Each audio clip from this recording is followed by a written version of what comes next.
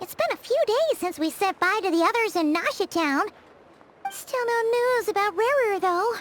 Where could he have slunk off to? If only he was gone for good. But with all the trouble he stirred up before, there's no way we've seen the last of him. Hello! You must be the traveler in Paimon?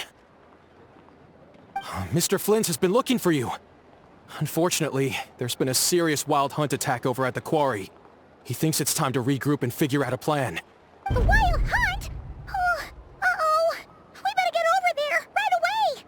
Come on, let's go!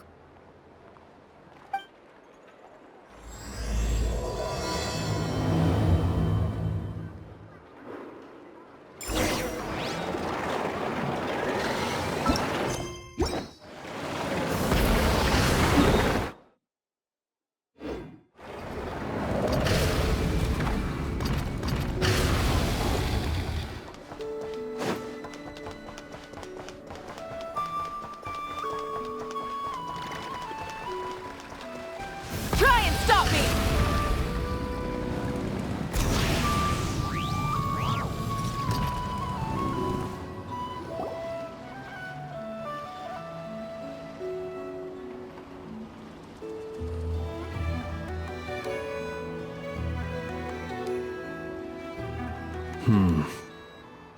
I can barely sense any Kuvaki at all. This whole area feels like a soulless husk. Looks like his appetite truly is insatiable. As if the power of that energy cannon wasn't enough. He's not seriously still getting stronger? What's his endgame here? Ah, everyone's here already. Hey, we made it.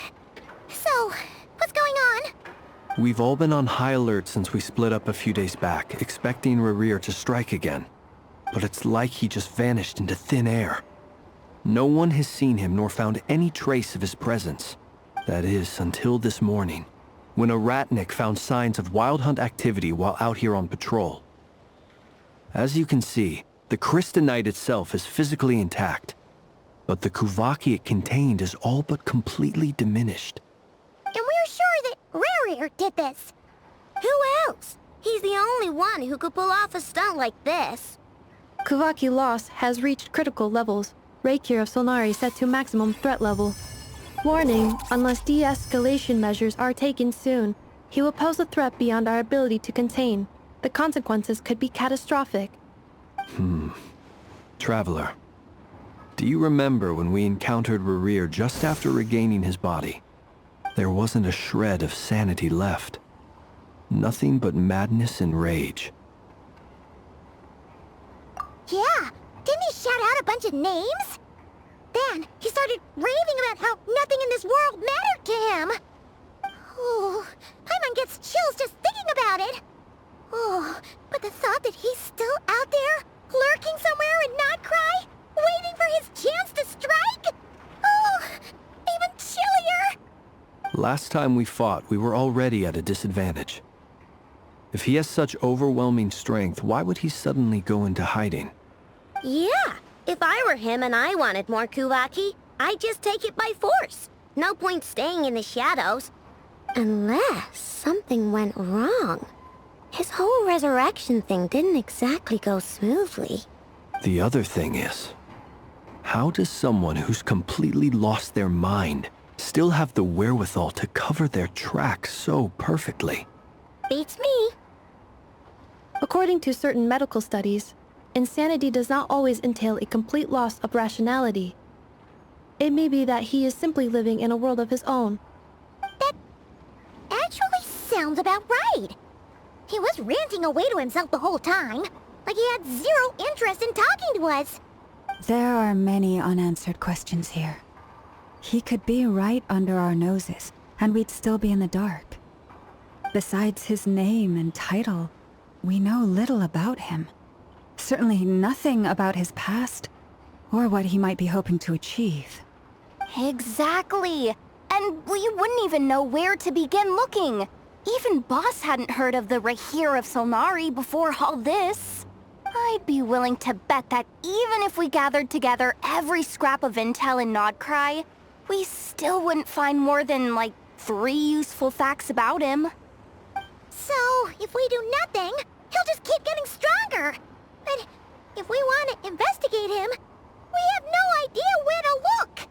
Last time we had Marionette and her big robo-buddy to help us, and we still barely held our ground. If we had to face him alone... Oh, Paimon's head hurts just thinking about it.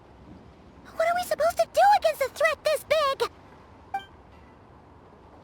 Well, I do have a little hunch about his next move. Given that he attacked the quarry, I'd say it's likely he'll target other places rich in Kuvaki. Somewhere like the Eye of Krati, or the Pillar of Embla. One thing's for sure. If we just sit back and let him keep absorbing Kuvaki, we really won't stand a chance against him. A perfectly reasonable hypothesis. However, it is worth noting that these 2 locations are quite far apart. To investigate them both, we'll need to split up. I agree, we should split up. Right now, Rarir's goal seems to be gathering Kuvaki, not fighting us directly. Once we're done, let's regroup on Hisi Island. Wait, why Hisi Island? If I recall correctly, your largest goddess statue was carved from Kuvaki-rich ore, was it not? That's right.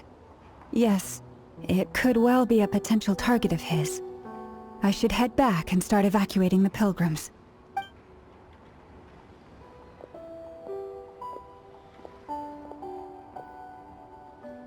Splitting up's always gonna be risky.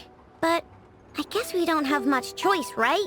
We're in a race against time here. And if we do run into Rarir, what then? That's when you follow the 3rd rule of treasure hunting. Run like the wind. Didn't you say the 3rd rule was go with the flow? I don't know. Did I? Anyway, whatever. In this situation, go with the flow means go find backup.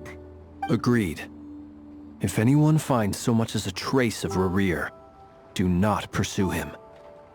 Get out of the area and alert the rest of us as soon as possible. We need to put safety first. All right, we'd better get moving. Come on, Anefa, let's go.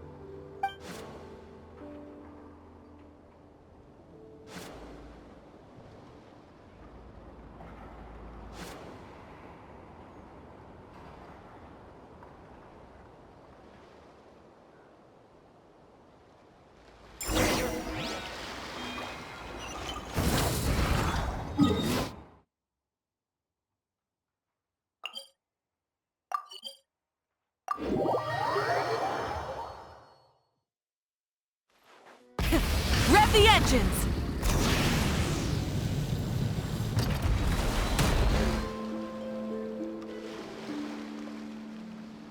Any leads? Nope. Diddly squat. No clues to where he might be hiding. It's like he's a ghost. It feels like we're sitting on a powder keg that could go off at any second. Oh, I hate this feeling. I'd rather face him head-on than be left hanging like this. So, you guys didn't find anything either? Not loving the word either. How about you, Flint's? I questioned a few Ratniki and eventually narrowed my investigation down to one suspicious individual. But by the time I got to his place, he was already gone. Almost as if he knew someone was on to him. Either that, or he's just extremely cautious, and doesn't stay in one place for long. He's been biding his time for a while now. The question is, where, or what, is his next target? No idea. Since regaining his body, he seems to have lost all interest in the fragment in my possession. If he did still want it, he's had plenty of chances to take it. All we can do now is hope that Aino and Anefa turn up some leads. Darn it, Rarir. If you've got the guts, come face me one-on-one! Wait, he's actually here? I didn't mean it, I swear! No, it's coming from Silver Moon Hall. The Lady Kutar might be in danger. Let's get over there, quick!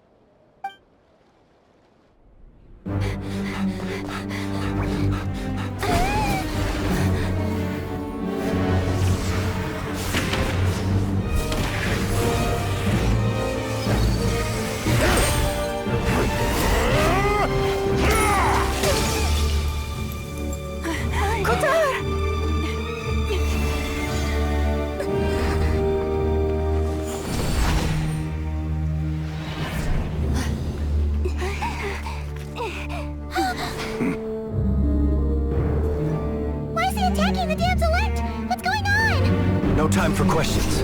Stop him!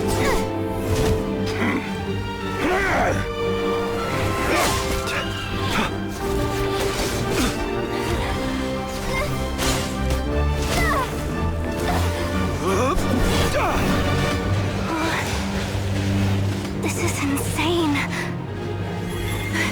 Yehuda, get Kutar out of here! On it.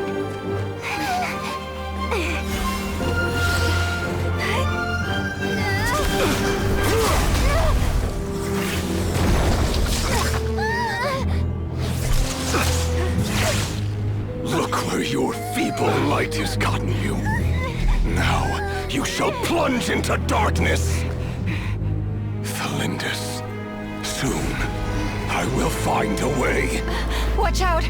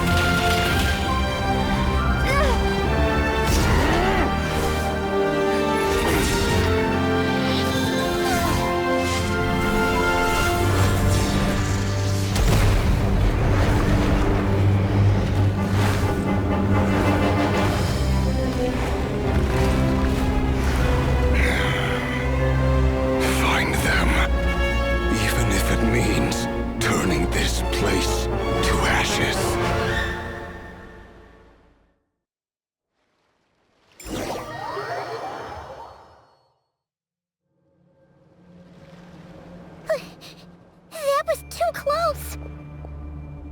We barely made it out of there alive. What's that guy's deal? How'd he get so crazy strong? He's a threat to this entire nation. I doubt his strength could even be measured by conventional standards. I have a question. When me and Anefa showed up, we saw him chasing after this lady like he wanted her dead. What was that all about? We weren't there for the whole thing either. They were already duking it out by the time we arrived. Yeah, we didn't see how it all started. It all escalated so quickly, we had no choice but to step in. Kutar, can you shed any light on the situation? Kutar. Cross-checking database. I see. So you're the one that the Frost Moon Scions refer to as the Moon Goddess? Wait, she's the moon goddess? Oh, no wonder she looks just like all those statues. There are many reasons why people might worship the moon, and just as many why they might despise it. I've never met that person before, but there was no mistaking his deep-seated hostility towards me. Why he holds me in such contempt, I cannot say. But since he hunts the power of the moon, it's no surprise that I am a target. Kutar. There are many potential motives. For instance, You help the traveler escape his grasp. This could be his way of taking revenge. It is also possible that he covets the Kuvaki inside you and seeks to take it for his own. The list goes on. But right now, devising a counter-strategy should be our #1 priority. The likelihood of this location being discovered is close to 100%. A counter-strategy? We don't stand a chance against an enemy like this. Surely our only option is to run. He's not gonna chase us to the end of the world, right? So as long as we can sneak out of Nodcry undetected. No, I can't say that. Come on, Yehoda. This is serious stuff. You can't suggest we all just chicken out. Running is our only option. Huh? You seem surprised. But what other choice do we have? We are facing an enemy we cannot possibly defeat in battle. Well, I mean, yeah, but still. It's not too late. I can distract him, so you have plenty of time to make your escape. Wait, what? You're gonna act as bait? Doesn't that make sense? I'm the one he's after. There's no need for you to risk your necks on my behalf. A coyote doesn't stop for bypassers while it's howling at the moon. What is it, Loma? The Frost Moon Scions have already grown accustomed to life without their goddess. My presence here is no longer essential, and this is not my home, so you needn't ask me to stay.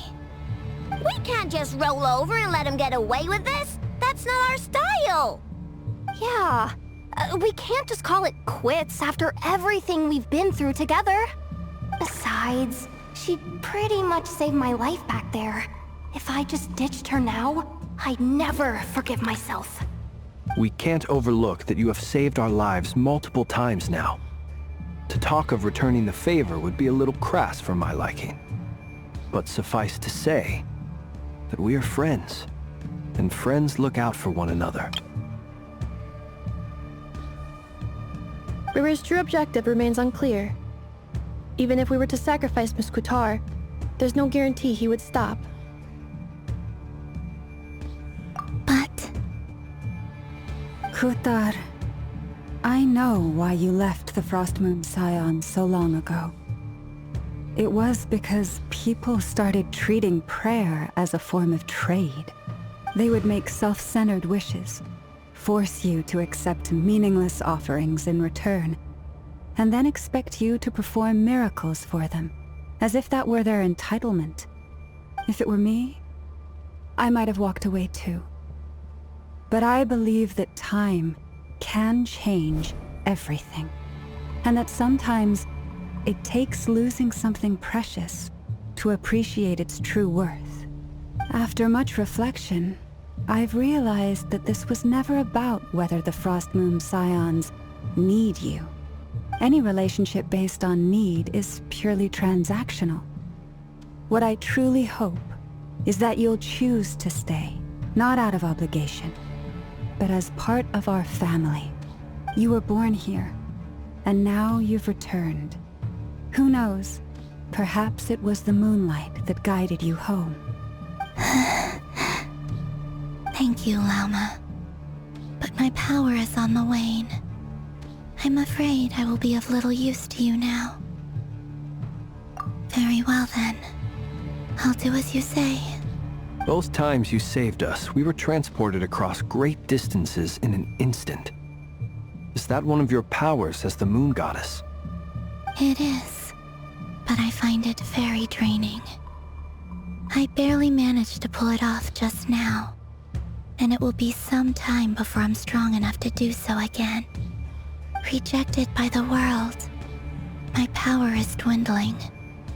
Like a lake cut off from its source, slowly shrinking away. Now, it has almost run dry.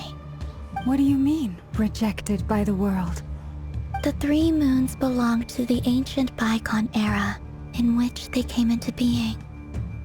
From the moment I was born, the world itself has been steadily sapping away at my strength.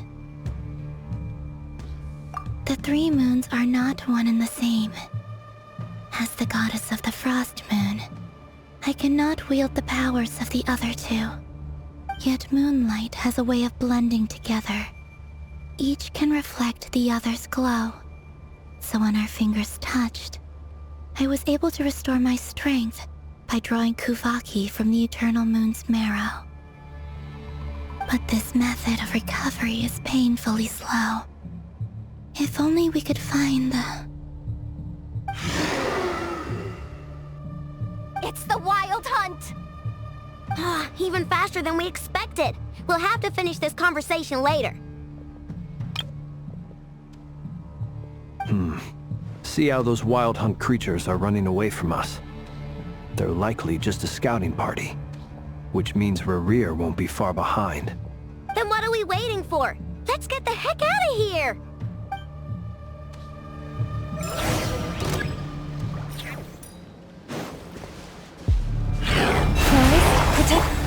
You on this! Lash attack! Preparing for dust-up. Cleanup sequence initiated.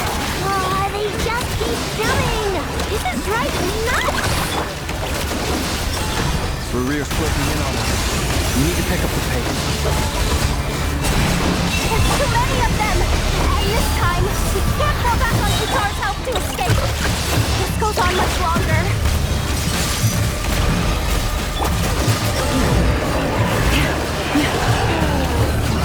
Receive my blessing.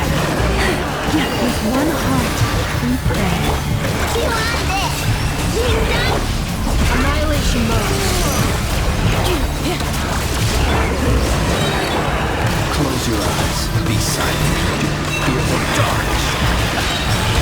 The night coming.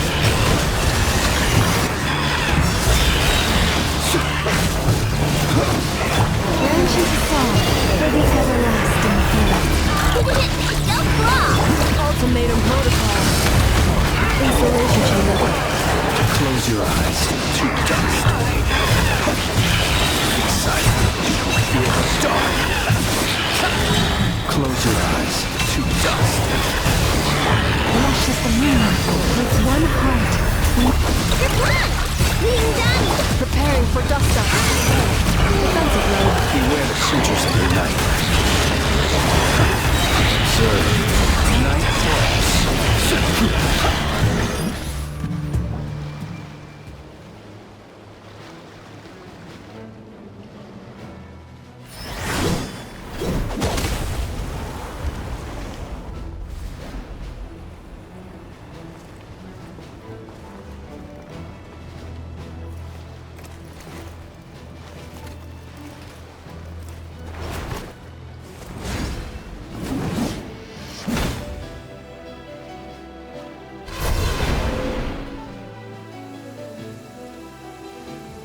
What's the matter? Bit off more than you could chew?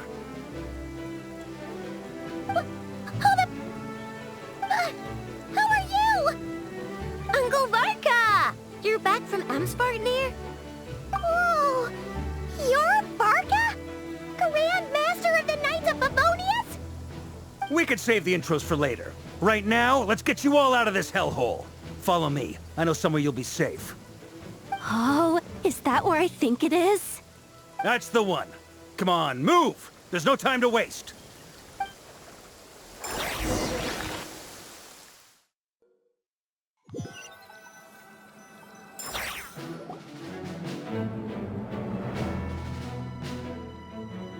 Wow! Where are we? This is so well hidden. Well, that goes without saying. This is the Knights of Favonius' meeting place in Nodcry, and a contact hub for the Northern Intelligence Network. AKA, the black market of intel. No matter what faction you're with, it's the place to buy and sell information. Their headquarters are in Nodcry, but they've got contacts in every nation. As an expeditionary force on foreign soil, working with them has offered us the most effective way of getting our hands on reliable local intel. This is where we meet, so naturally, it's secure. Anyway, where were we? Folks from Nodcry should be pretty familiar with me by now, but I believe this is the first time we've met. Allow me to introduce myself. I am Varka, Knight of Boreas, and Grand Master of the Knights of Favonius. We've heard all about you. This meeting's been a long time coming. You look way younger than Paimon expected, but you definitely have that Grand Master vibe. Well, I'm no spring chicken. Just not showing my age yet. Definitely feeling some of that back pain today, though. Rushed back from Amsfartnir without a wink of sleep, only to get right into another fight with that freshly revived maniac. Another? You mean you fought him before? Yep. He wasn't nearly as strong back then, but he was still a formidable foe. I brought some of the knights along to give him a little surprise, but he saw us coming from a mile off. My squad took heavy injuries, and I barely made it out alive myself. We knew it might have been our last chance, so we staked everything on it. But still, it wasn't enough to stop him. I tried tracking him down afterwards, but he didn't leave a trace. Even in his unhinged mental state, he's as cautious as any trained operative. So, I decided to come find you. And as luck would have it, turned up to find you being ambushed by the Wild Hunt. The rest, you already know. Is that why he's been frantically absorbing Kuvaki these past few days? Because he sees you as a threat? Maybe I'm part of the equation, but even if I weren't, I'm sure he'd still be gathering power. He's clearly working up towards something. Note to self, Uncle Varka's strength rating officially upgraded. Guess it's my turn to ask questions now. So, what exactly has been happening in Nodcry? Why has the Wild Hunt returned in humanoid form? And why is it after you? That's a long story, but I'll try to make it quick.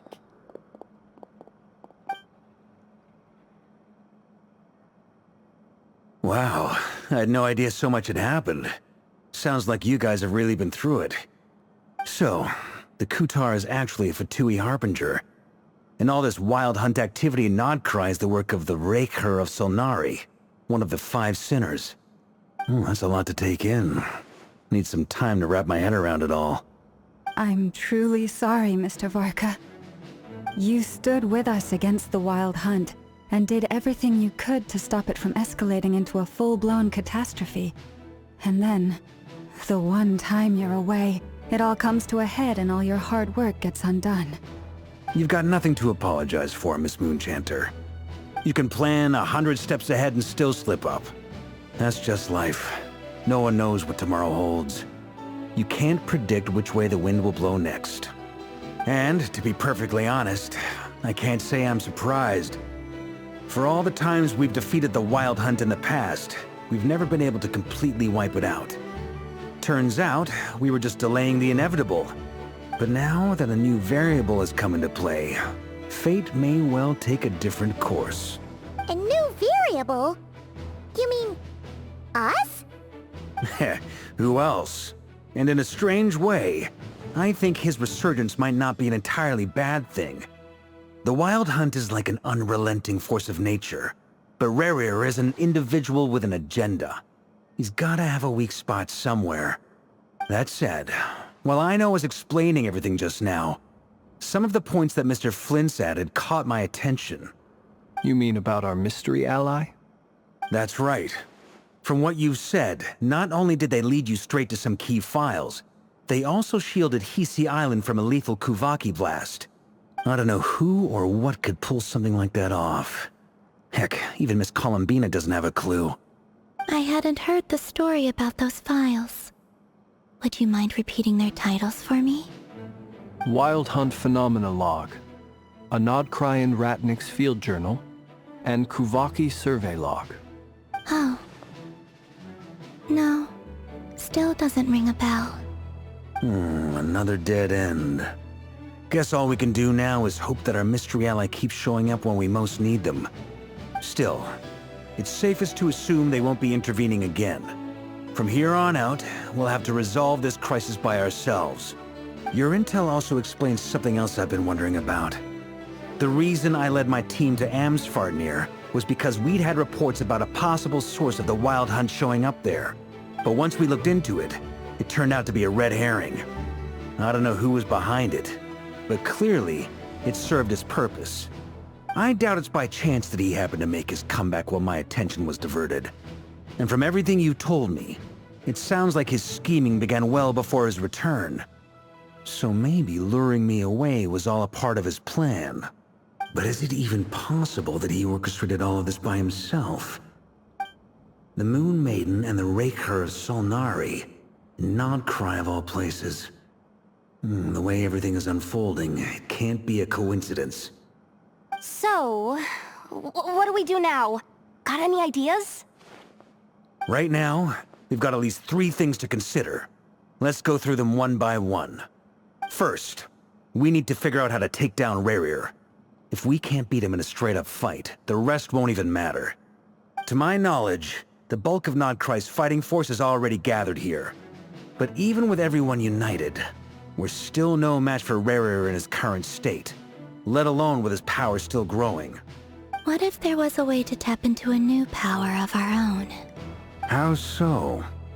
Have you thought of something, Columbina? 3 moons once watched over this world. The Eternal Moon was the largest. The Frost Moon was the brightest. And the Iridescent Moon was the most mysterious.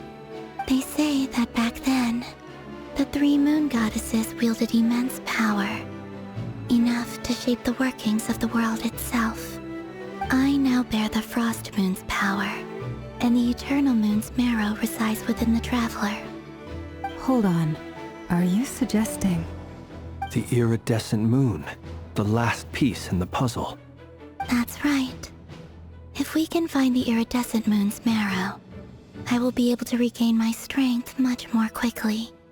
The 3 moons are said to stir the tides and illuminate all things. Perhaps they hold further secrets beyond our understanding. According to my analysis, the solution is feasible. However, it is subject to one major condition. How do we locate the Iridescent Moon's marrow? I know a way, but... we will need to visit the Fatui's Experimental Design Bureau. The Experimental Design Bureau? Are you saying we need to involve Marionette? Yes. I must speak with Sandrone. It's a long way from here to the Experimental Design Bureau. There's a high chance you'll be spotted. You shouldn't go alone. Then that's settled. Next up, our second priority. Somehow, we need to figure out Rerir's end goal. As you saw for yourselves, when he was still in his wild hunt form, everything he did was for the sake of recovering his body and resurrecting himself.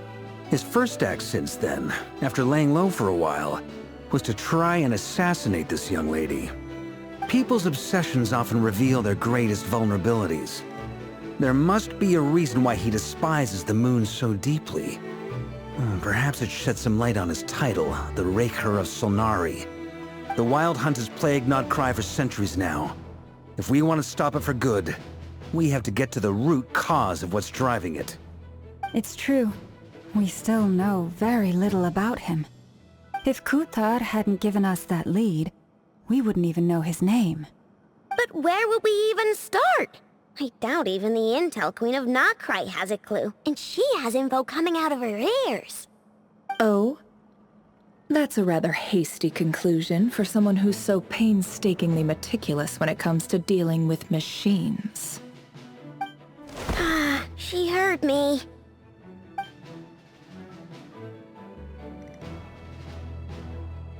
Boss! What are you doing here? I'm now asking myself the same question. I received a letter from a humble knight of Favonius, requesting a meeting to discuss a major business deal. But it looks like this humble knight had something else in mind. Details, details. Miss Neffer, the important thing is that you've arrived at the perfect time. Since his failed ambush, I've been racking my brains trying to come up with a plan to fight Rerir. Given the severity of the situation, I think it's fair to say that our only chance lies in uniting as one. And I'm talking all the factions in Nodcry. We can't do this without the Curatorium, but I knew it'd be a tough job to win you over.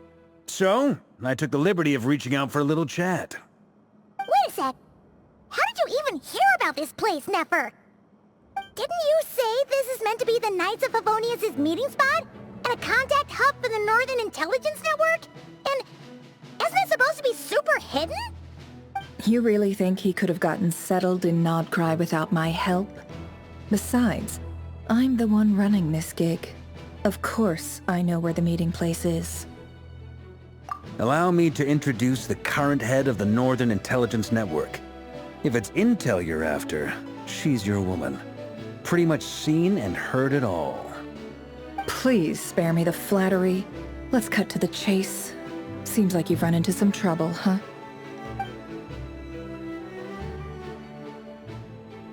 Well, this certainly qualifies as an unforeseen crisis. On behalf of the Curatorium of Secrets, I wish you all the best of luck. So you're just going to sit this one out? Why should I get involved? What could possibly be in it for me? What if we told you we can't do this without you? Oh? Then I'd say, you'd better make it worth my while. I don't work for free. I can't put a price on something like this. It's just not in my nature. But then again, you and I have always been polar opposites in this regard. So I can't exactly say I didn't see this coming. If you insist on compensation, I will pay you. Consider this a formal commission. Sound fair? You just don't give up, do you? Too bad. I know you well enough to know you can't afford my prices. The riskier the job, the more it'll cost. And a Moonchanter's stipend isn't exactly generous. Unless you're planning to start passing the donation box around among the faithful. Boss, just a thought. If they come up short, maybe you can take the difference out of my next few paychecks. Things got really dangerous during the fight with Rerir. If this girl hadn't saved me, I'd be ley line fodder by now. I'd be gone for good, boss. If there's any way we can make this work, I'd really like to help her. Please? I'm begging you. This is why I'm always telling you never accept favors. They are the hardest debts to repay. You have to be careful who you get involved with, or you invite all kinds of misfortune. Very well, Yehoda, I will help. But just this once. Don't count on this happening again. Flynn's, that fragment that Rerir was after, do you still have it on you? Of course. Let me borrow it. I need it to follow up on some leads. Wait, you actually have some leads? Shh. This is top secret information. I get it. We all have things we'd rather keep to ourselves. Plus, I know we can count on you, so we'll leave the intel gathering in your hands. And that brings me to the third and final item. We need to find a way to distract him. We need time to make our move, so someone will have to stall him. I'm in for this part, no matter what. Anyone coming with? Count me in too. Come off it, you two. Quit playing heroes. I'm way ahead of you here. Nefa did a scan of the Moon Goddess's Kuvaki signature, and we're gonna use it to make some decoys over at the Kramkake craft shop. Anyone who's in, follow me. Once they're ready, we'll deploy the decoys across Nodcry. So as long as the rest of you keep moving, he won't catch on to your scent and won't be able to track you down.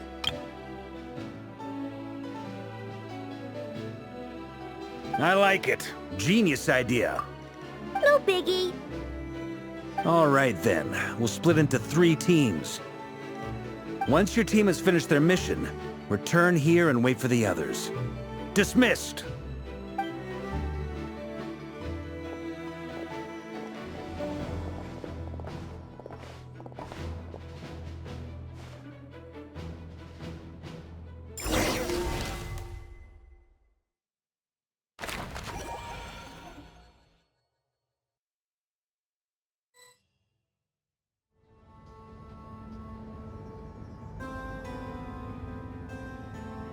Lady Damselette.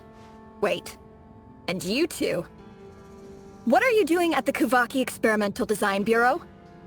We've been doing our best to mind our own business lately. But if you're just gonna waltz up here like this, you're seriously pressing your luck. Don't blame us for doing what we have to. Huh. You really think that's gonna scare us off? We're not looking for any trouble. I just want to see Sandrone. Do I need to remind you that you're still a wanted fugitive for deserting us? Out of consideration for our former ties and the crisis we're all up against, we'll let you leave in one piece. But don't even think about trying to get inside. Let them in. But... Are you going to make me repeat that?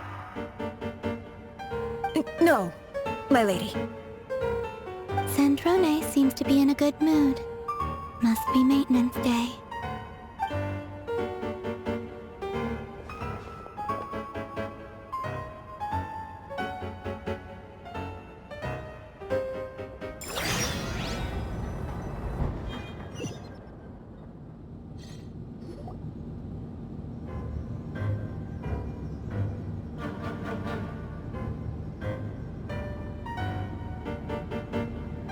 So tell me, to what do I owe the honor this time? Actually, before you answer that, just so we're clear, we're not colleagues anymore, Columbina. I don't owe you anything. I promise it's nothing big. It seems like you've gotten the wrong idea here. The only reason I let you in was because I was bored. It seemed like a way to kill some time and satisfy my own curiosity. Whatever miscalculations I may or may not have made in the past, I haven't lost the plot enough to even consider sticking my neck out for your sakes. I'd like to speak with Arlecchino. What? Huh? You mean the knave? I'd like to speak with Arlecchino. Is she in Nodcry? No, she's not. Once the work on this facility was completed, she went back with the Rooster and Regrator. The only ones in Nodcry are me and... What is it you need to speak to her about anyway? Rerir is hunting me. If I'm going to face him, I must first retrieve the lost moon.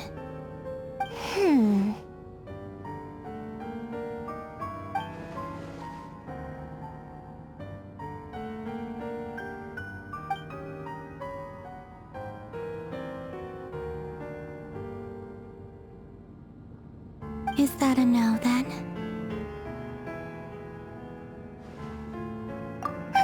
As if I need reminding. I was this close to settling things with him before someone decided to whisk me away to their weird little garden.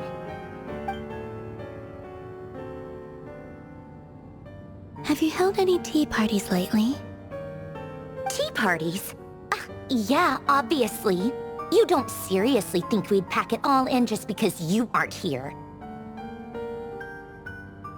If anything, they've been more eventful than ever.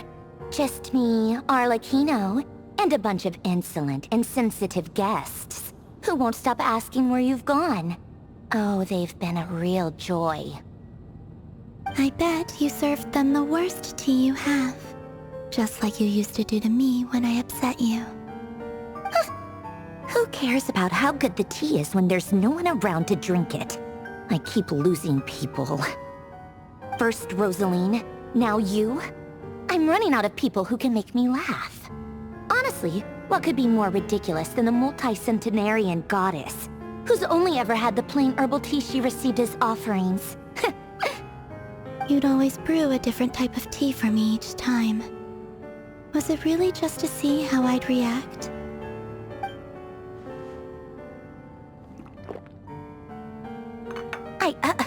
Well, duh. Why else? Watching you squirm was practically my only form of entertainment.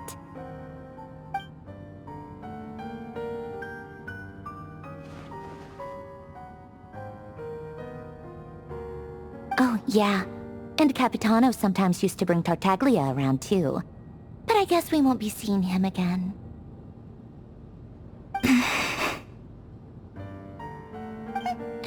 Well, I guess we are overdue for a get-together. Polonia! Have Favronia pass a message to Arlecchino for me. It's time for tea. Will suffice. Pass along a message for me, too, if you would. My body cannot contain the marrow of 2 moons, so I'll be leaving one of them in her care. Excuse me? Who said you were on the guest list? If my tea meant that much to you, maybe quitting the Fatui wasn't your brightest move. Back when you were under the Tsaritsa's protection, no one would have dared come at you so openly. But that protection didn't come for free. In fact, I paid dearly for it. At the end of the day, it was just another transaction. I just got tired, that's all. I never wanted any part in their grand ambitions, and I've had enough of being treated like a bottomless supply of power. It brings back memories from the old days, when I was still worshipped as the moon goddess. Centuries on, it may be a different group of people, but I see the same greed in their eyes. I figured you'd leave eventually. You didn't have as much of a reason to stay as I do. The Tsaritsa gave you shelter and protection, but that was it. Nothing more, nothing less. Meanwhile, the Fatui demanded everything from you in return, until it was more than you could bear. I get why you left. And frankly, I have no interest in dragging you back just because the higher-ups told me to. But if you keep hanging around with this riffraff, the next time we cross paths, we might be enemies for real.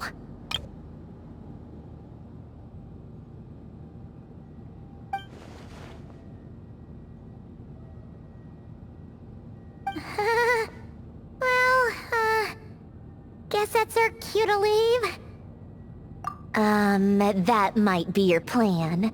But it sounds like someone else wants you to stay a little longer. Huh? What do you mean? Listen.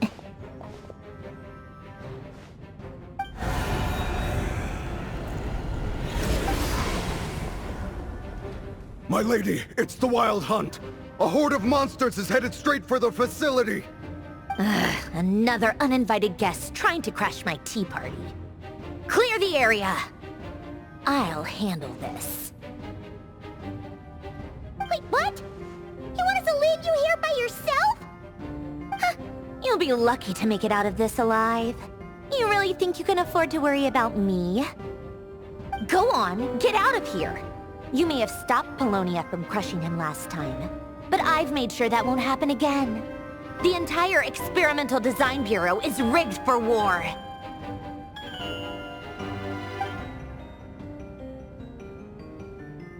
Stay and watch if you want, but it'll be at your own risk. You're not flagged as friendlies in the weapons system. Don't tell me what to do! Look, if you're leaving, make it quick. Or you'll just get in my way. There's a secret passage on the 2nd floor. It'll take you right to the plains out back. Stare all you want, Columbina. You're not getting another invitation to my tea party. I know. But thank you anyway, Sandrone. This is exactly why you shouldn't hang around with those people. All their melodrama and sentimental nonsense is rubbing off on you.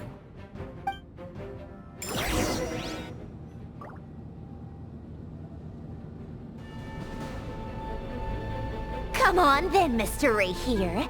Let's pick up where we left off. It's your Wild Hunt monstrosities versus my beautiful creations. Let's see who comes out on top.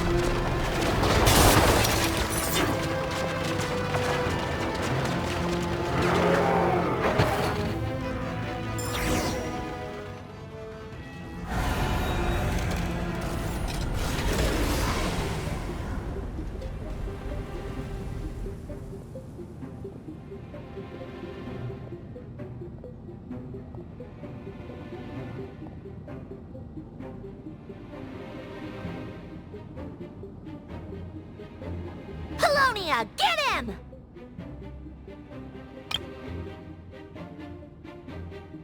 I've upgraded Apollonia again since our last encounter, and uploaded every last scrap of your data.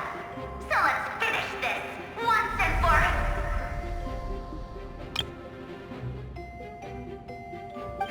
She's not here. Where did she go? Hey! Over here, you big... Cursed moon. Go. Keep searching. She cannot have gotten far.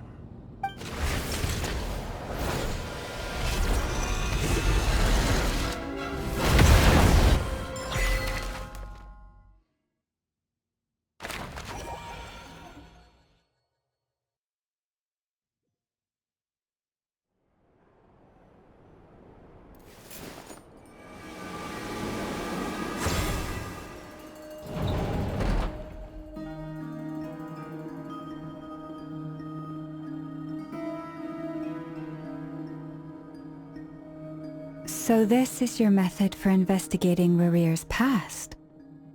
It almost looks like some kind of ceremony. Good deduction. But it's quite a different affair from what you're used to with the Frostmoon Scions. Whoa! First time I've ever been in here. Boss always said it was off limits, so I pictured some kind of creepy dungeon. But it's actually kinda nice. Oh, I guess this must be Sumero decor?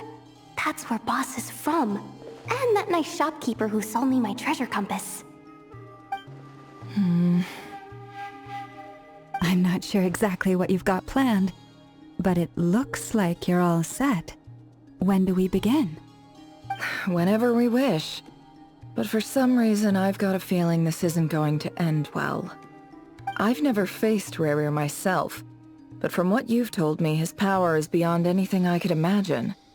I, on the other hand, am just an ordinary businesswoman. Our paths should never have crossed, yet here I am, forced to make an enemy of him. If you ask me, you're about as far from ordinary as it gets. So what are you saying? You're getting cold feet? Once I take a job, there's no backing out. Still, I have to ask myself if the power I'm relying on will even work on an opponent of this caliber. And also how to make sure I come out of this alive if things spiral out of control. Death is the one thing we can take for granted.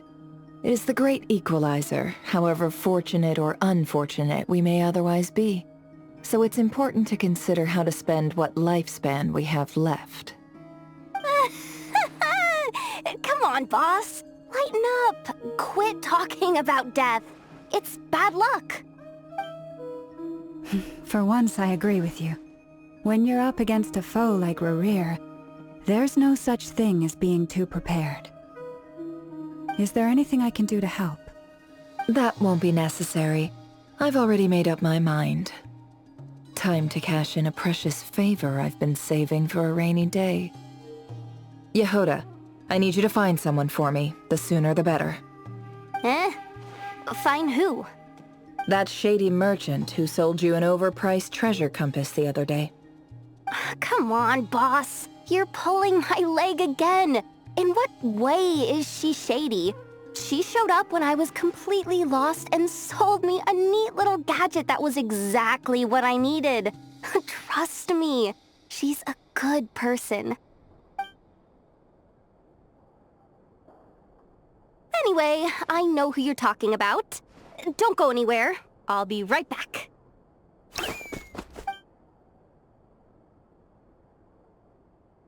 What's happening? I genuinely can't run any further.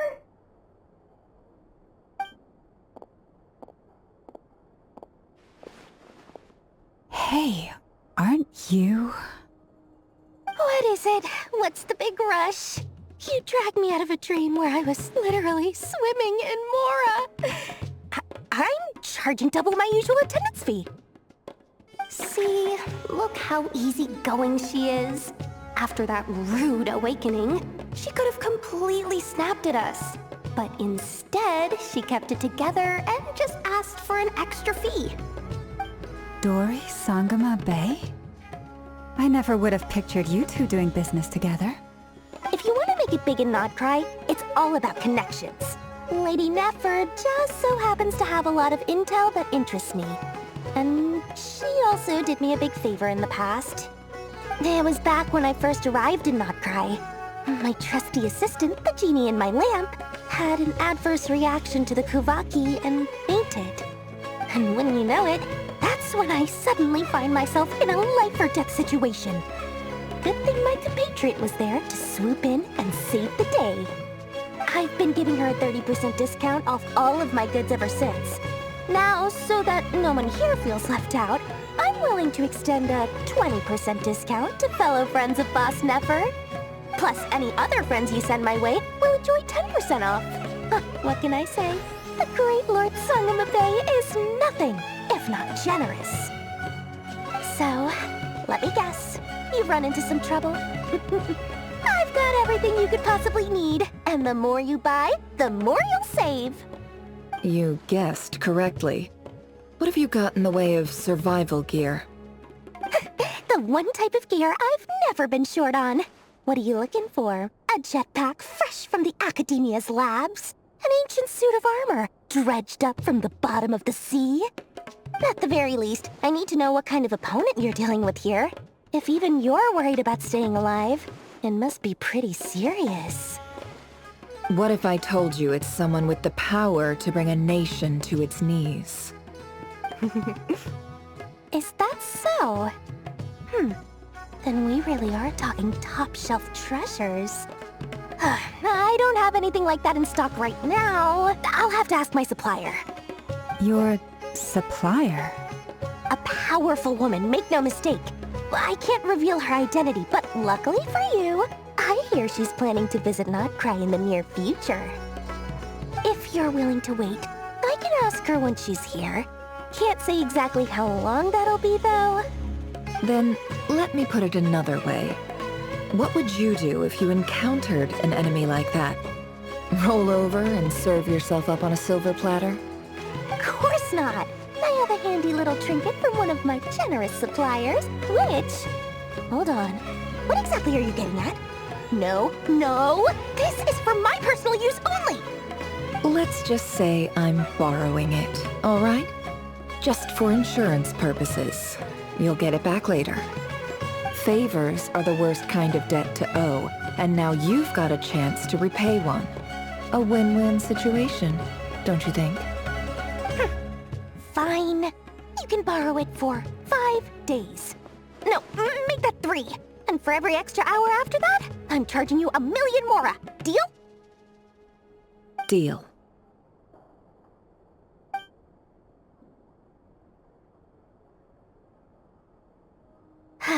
What a way to start the day.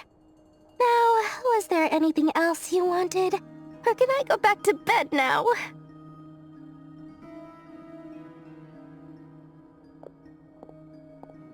That will be all. Take care now. Don't trip up on your way back, friend. See you later! You're my favorite shopkeeper.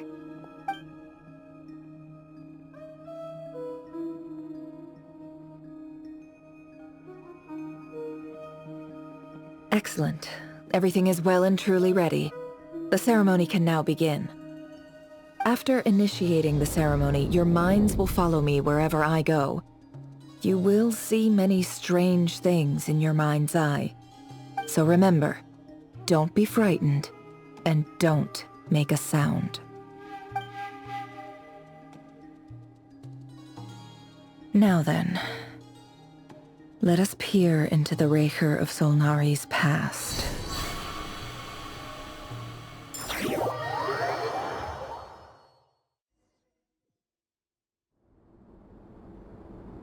I made it. I don't recognize this style of architecture. Must be Conrian. Simple furnishings, table and chairs. It's a more ordinary house than I might have expected. Looks like the fearsome Raker of Solnari came from surprisingly humble beginnings. Unless this passed for luxury in Conria. Unlikely. It was said to be a very prosperous nation in its heyday. Anyway, I'll keep exploring.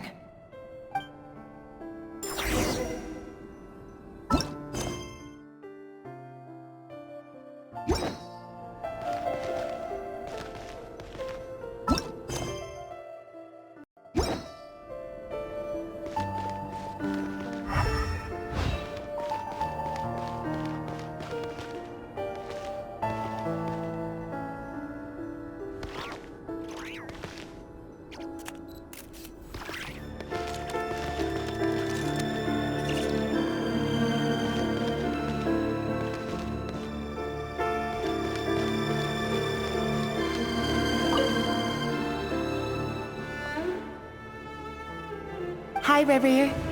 Since you're working extra hours tonight, I thought I'd keep myself busy by checking out that new kebab shop. I've heard good things about their menu. I'll test it out, and if it's as good as everyone's saying, let's go back together sometime. P.S. New stash from the Universitas Magistrorum. I brought some goodies home. A few teacups and a pin rack. Hope you like them.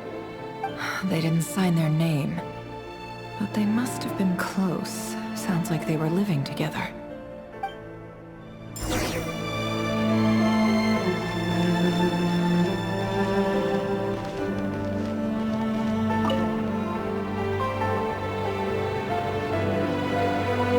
I went over to Joseph's for drinks today.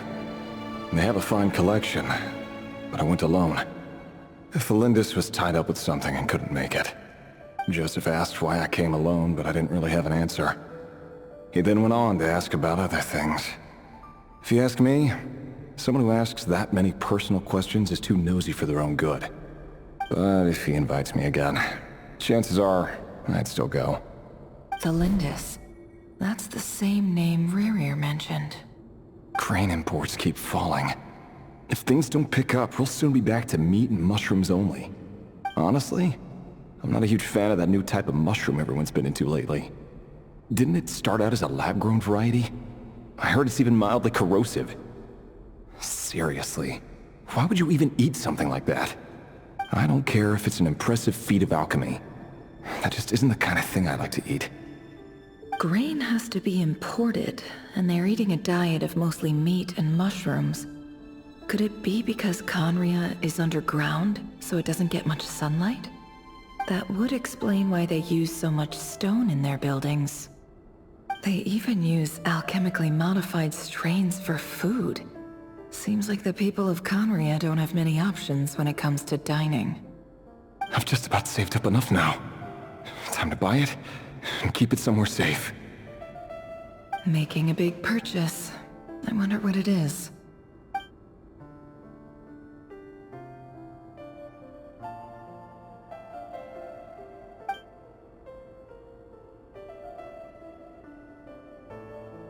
He really is a professional. No wonder he's so good at covering his tracks. Despite what he's become, it seems like he's retained certain habits, at least in this regard.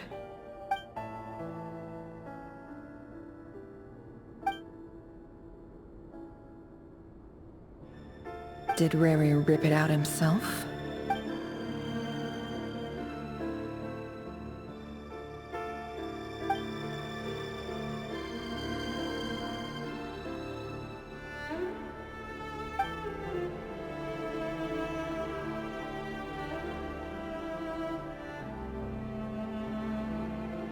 Before I met you, I was convinced that my heart was nothing more than a stagnant pool, the burial place of a fallen moon. A withered, windless grove where the waters rested forever unrippled. It was you who helped me see that my heart hadn't entirely withered away, that it could still beat to the rhythm of love. This is just trivial sentimentality from the looks of it. Why would he go to the trouble of hiding that? The burial place of a fallen moon.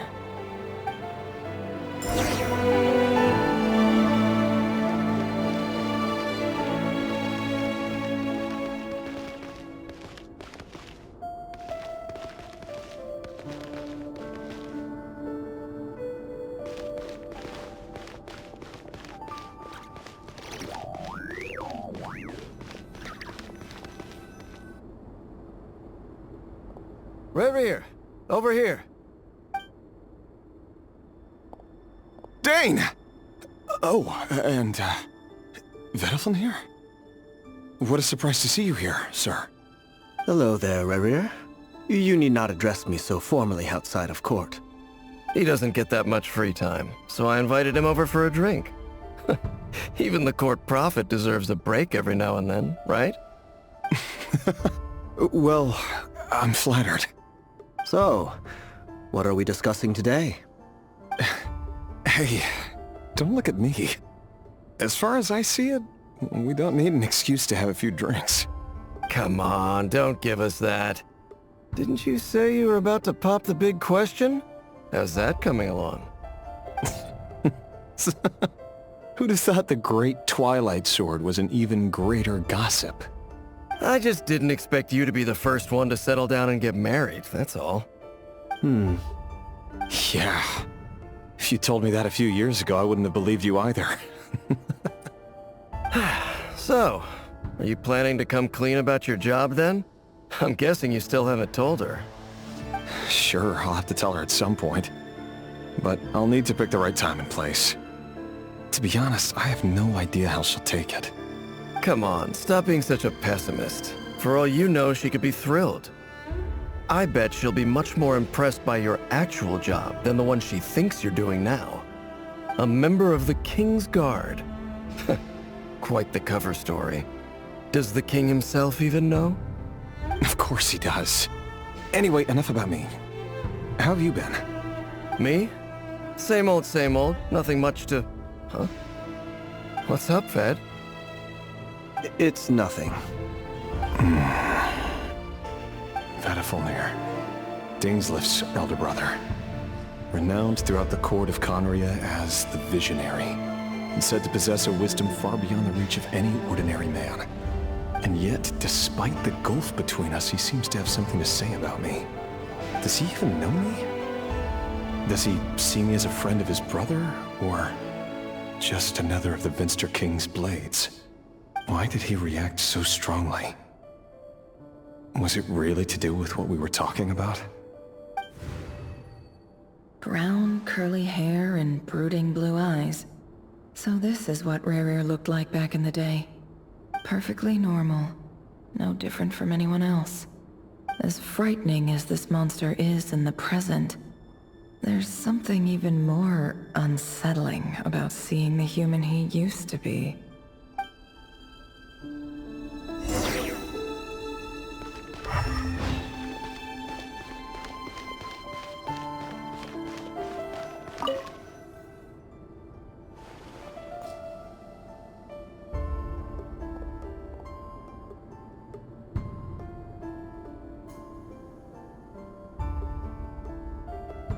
Felindis?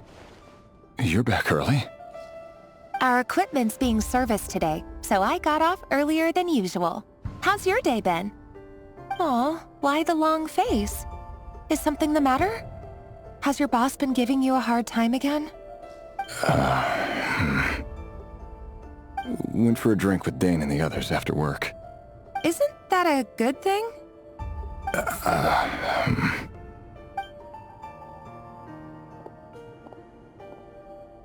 Vediflin showed up today, too. You know, Dainsleif's older brother. Ah, Mr. Vediflin. Yes, I've heard of him.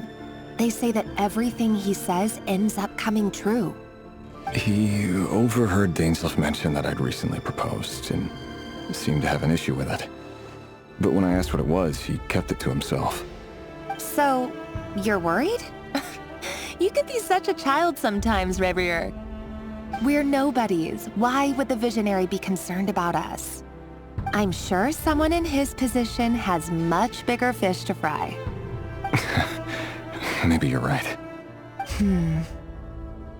You worry too much, Reverie. We've been together for ages now, and everything's been going so well, has it not? You've even proposed to me. So, you do remember. Tell me then. What's your answer? Like I said, I need some time to decide. You can't just rush into things like this. We may be nobodies in the grand scheme of things, But if we want things to work out, we've still got to plan ahead. All right. Take your time. Just don't keep me waiting forever. Nobody's. Sounds about right. In the eyes of people like Vedalfnir and Dainsleif, what do we matter? Can someone whose gaze is so fixed on a far-flung future even see the present clearly? Besides, the dynasty's fate rests with the king and his inner circle. Whatever I do, it won't make much difference. Meanwhile, every idea they come up with and every decision they make, it affects everything. These days, the king is lost in his research, and the purge of the Crimson Moon bloodline grows ever more intense. The opposition tried to speak out, but nothing came of it. And I'm under no illusions as to why. Because we eliminated them and got rid of their bodies. A man can have 1,000 reasons to carry a sword, but there are few good excuses to use it. Yet the king has never even considered a gentler approach, and he never will. What becomes of someone who kills on another's behalf? Can he ever find true peace?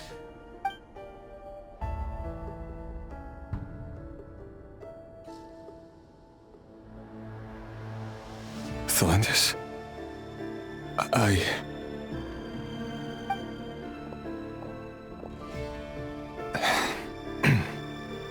It's nothing. You were right. Fate has never smiled upon nobodies like us. But by the same token, it's unlikely to bear a grudge against us either. There's no reason we can't keep living happily together, cherishing the simple joys of each day as they come. See? You just need to stay positive, Revere. I can feel your warmth, your breath. You're right there, right by my side. Just seeing you makes me happy in a way I can't explain, and that's something that no one could ever take away from me. So smile, my love. Let go of that frown. You're right, Thelindis. I've just been overthinking things. That's better. Getting caught up about things like this will only ruin our evening. Speaking of which, all set for the ball tonight? I need to go get ready. You go ahead. I just have a few things to take care of, then I'll come join you. Even busier than the big shots, huh? Fine, I'll go get started. But don't be late. If you keep me waiting too long, I won't be a happy bunny. Relax. I'll be there. Seriously, though, you drive a hard bargain. You're really gonna leave my proposal hanging and still expect me to take you to the ball? Well, that goes without saying. I already told everyone I'd be coming with a dance partner. Besides, they're two completely different things. Let's take it one thing at a time, all right? All right. White outfit it is. It seems like Rerir was deliberately hiding his ties to the intelligence services by giving the impression that he was just an ordinary member of the Vinster King's Guard. He clearly doesn't want his would-be fiancée to know about his other life. Then again, that's hardly surprising. People in the intelligence trade rarely do. Who'd have thought we were in the same line of work? Let's dig a little deeper.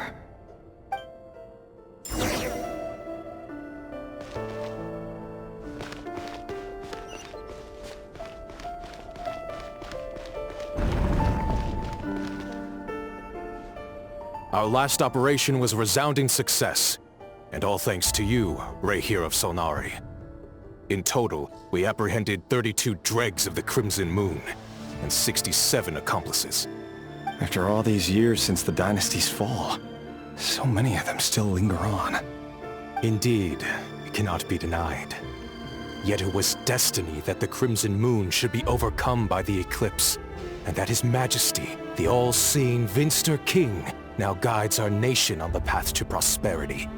Khaenri'ah has no further need for a dead moon.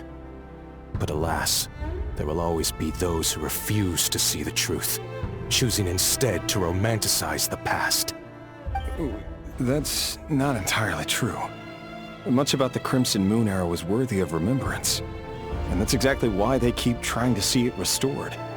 Many of its secrets remain unsolved to this day. As it happens, that's precisely the field of study my partner is devoted to. You still haven't told her what you really do for a living. Where would I even start? How do you tell someone that you're one of the king's hand-picked executioners? That your hands are steeped in blood? You didn't choose this life, any more than I did. Orphans like us don't get a say. But I'll sure as heck be the one to pay for it. Speaking of which, we need to be more rigorous in the way we identify direct descendants of the Crimson Moon. Someone, it seems, has strong opinions about my future plans. Most likely my marriage in particular. I have a feeling that we may soon become targets of the Crimson Moon's retribution. Your concerns are not unfounded.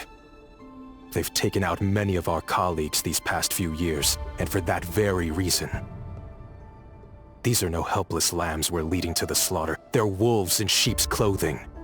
Take care, Rahyr of Solnari. I look forward to toasting you at your wedding. Thanks, Thorkel. You look after yourself, too.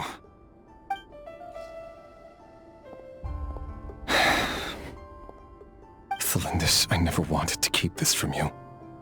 You're the last person I would ever want to lie to. But that's exactly why I can't tell you everything. There are things you shouldn't know. Things you cannot know. The moonlit dynasties are a thing of the past. Yet even now, with the sun shining high in the sky, there are those who would call forth a dead moon's ghost. Could that be why Vedalfnir held back? Or was it because of some court secret he's not at liberty to share? I have to get a clear answer from him. No matter what happens, I will protect Thelindis. Raryr seems to be very concerned by Vedalfnir's reaction. Vedalfnir and Dainsleif, the Visionary and Twilight Sword. So that's what they were really like. I've investigated this whole area now. There doesn't seem to be any other memories here. Should I try somewhere else? Wait a second. What's this black smoke?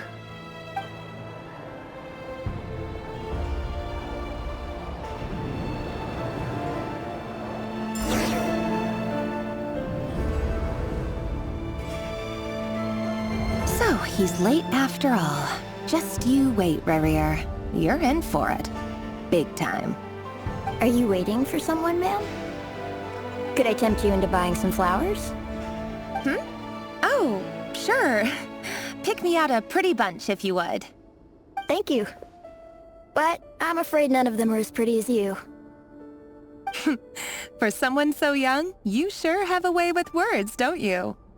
I'm only telling the truth. Look me in the eyes. You'll see I'm not lying. May we have a word in private? Who are you? And what do you want? It doesn't matter who I am. Too many of our kind have fallen lately, so I decided to take the risk of reaching out. Not long ago, the Rahyr of Solnari led an assault on one of our strongholds. We suffered many casualties, and many who came to our aid lost their lives as well. Sorry, I don't know why you're telling me this, and I don't want to get involved. Wait, hear me out. This time we finally got a clear look at his face and learned his true identity. His name is Raryr, and he claims to be one of the King's guards. What did you say? A cruel irony, isn't it? The man you're set to marry leads a double life as a brutal executioner. But surely, you must have caught a whiff of the blood on his hands. Why are you telling me all of this now? Simple. It's because... How strange. Raryr was nowhere to be seen in that memory. It clearly belonged to Thelindis. Raryr couldn't possibly know what happened if he wasn't even there. Why would her memories appear in his fragment? The ceremony won't last much longer. I think it's time to call it a day.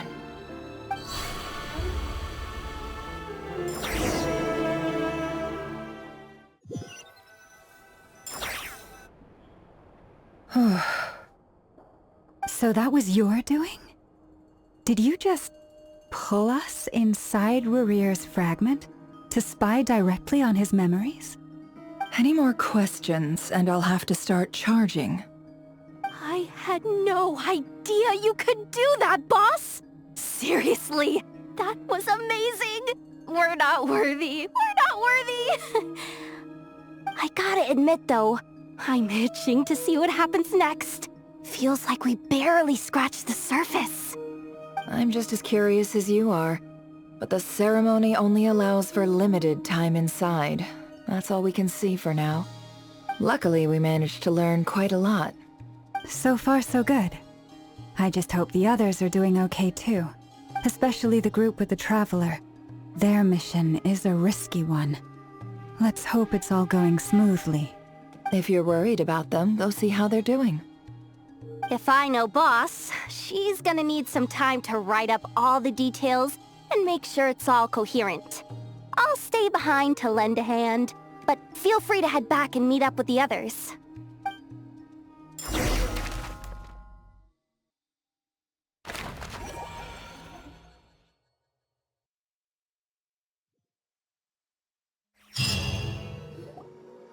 Oh, they've been prowling around for nearly 2 days now.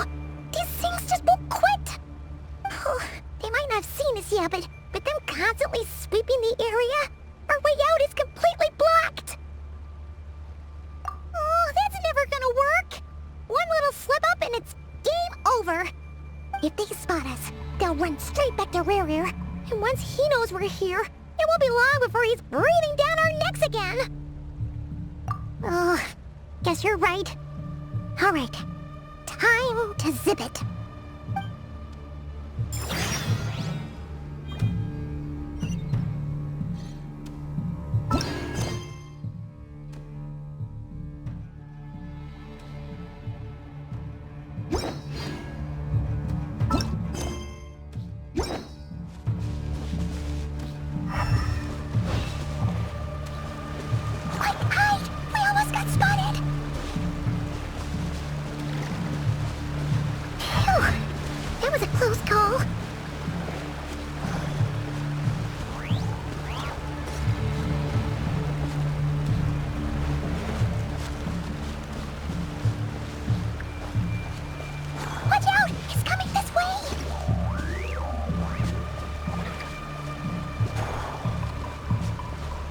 Keep going. We're nearly there. This is the final hurdle.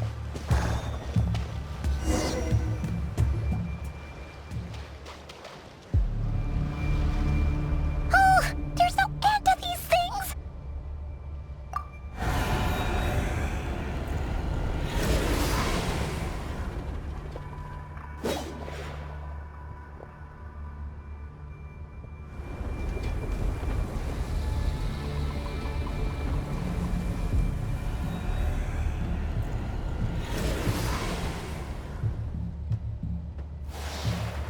Fire.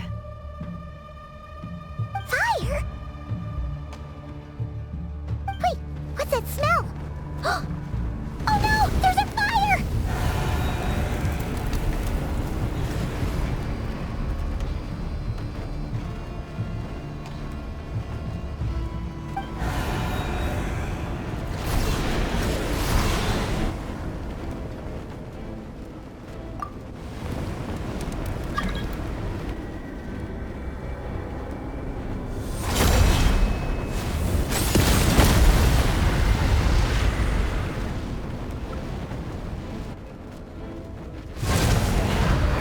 Sandrone was right. You look weak, Columbina.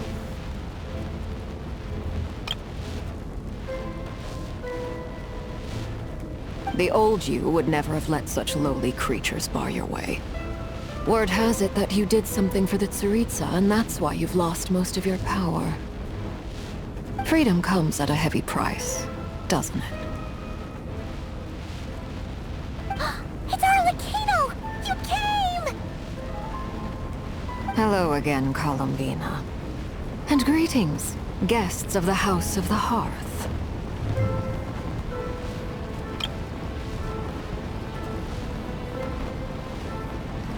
It's been a while, Arlecchino.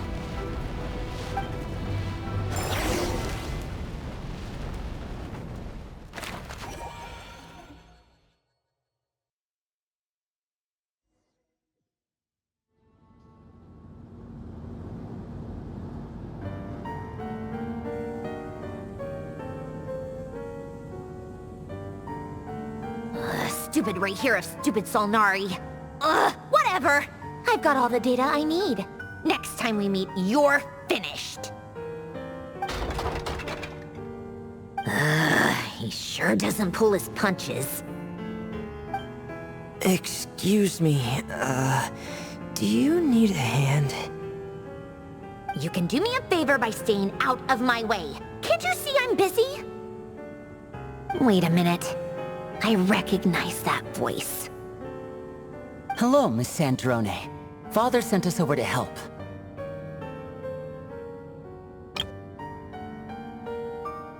Huh. How considerate of her.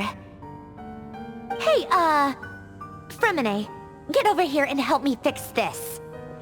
Lenny, you do your thing. Just keep your sister away from my machines. Nearly every machine that Catgirl touches ends up going haywire. Go put her on cleaning duty or something.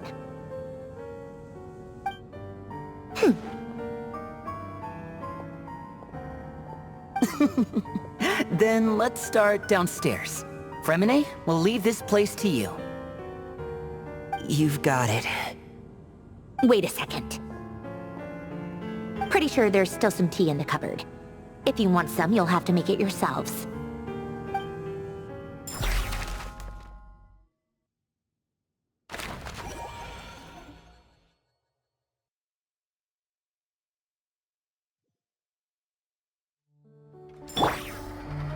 Rise with the sun! Rev the engines!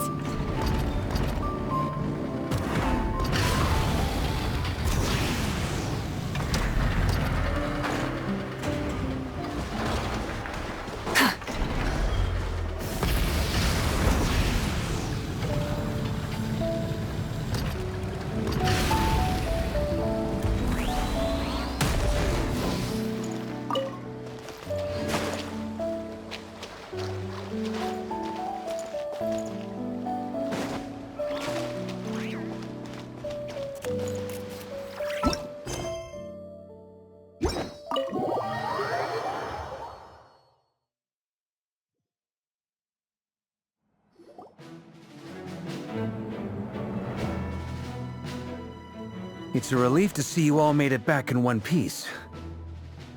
Huh? Feels like there's quite a few people missing. Where's Flint's and the others? And what about Nefer? I returned ahead of them. Flint is helping Aino and Anefa to set up the decoys and buy us some time. As for Miss Nefer... Boss is still wrapping things up on her end. She sent us back to fill you all in on the top secret intel we've been gathering. I see. Then let's get right into it. But first, who do we have here? You brought someone else in to help? Greetings. I was invited here to help as a longtime Tea Party companion of Columbina's. You may call me Arlecchino. Surely it can't be. Those eyes. Oh, where have I seen them before? Wait, of course. In those memories we just saw. The only Arlecchino I know is the fourth of the Fatui Harbingers. So either you share a pretty uncommon name, or you're more than just a Tea Party buddy. You're well informed, Grandmaster. A man from Mondstadt living all the way out here in Nodcry, and yet the people and affairs of Snezhnaya seem to hold a special place in your heart. Oh, the feeling's mutual. Sounds like you know all about who I am, too. A Fatui Harbinger. The atmosphere in here just got really tense. Guess we can't just start trusting Fatui Harbingers, even at a time like this. I must admit, though, I'm a little curious. Seeing as the Moon Goddess no longer belongs to the Fatui, what makes you so willing to put your neck on the line here? Nor does Nodcry belong to Mondstadt, Mr. Varka. Yet still, you're fighting for it all the same. Things don't always have to have a tangible payoff. Sometimes, stopping things from spiraling out of control is a higher priority than chasing the spoils of victory. Of course, I can't say there's nothing in it for me at all. But that's between Columbina and myself.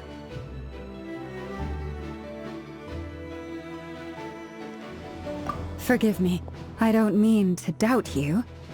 It's just that the Fatui really have been the source of many of our troubles. We have our own way of doing things here in Nodcry. But ever since they arrived, the Fatui have treated us with nothing but hostility. I know there's been a lot of bad blood between us in the past. I've done my utmost to avoid friction whenever I could. But sometimes fundamental conflicts of interest simply can't be settled amicably. That's why I'm here solely in a personal capacity. This has nothing to do with the Fatui. As a gesture of good faith, I'll be frank. I can help Columbina track down the iridescent moon's marrow, which will help her restore more of her power. Anyway, what else is on the agenda? Let's begin. She says she'll be frank, then completely skips over the details. Looks like she doesn't want to give away too many secrets after all. But she clearly wants to change the subject. It'd be awkward if I tried to bring it up again now. I guess we'll just have to go along with it. She's the fourth of the Fatui Harbingers after all. One look and you can tell she's not someone you'd want to mess with.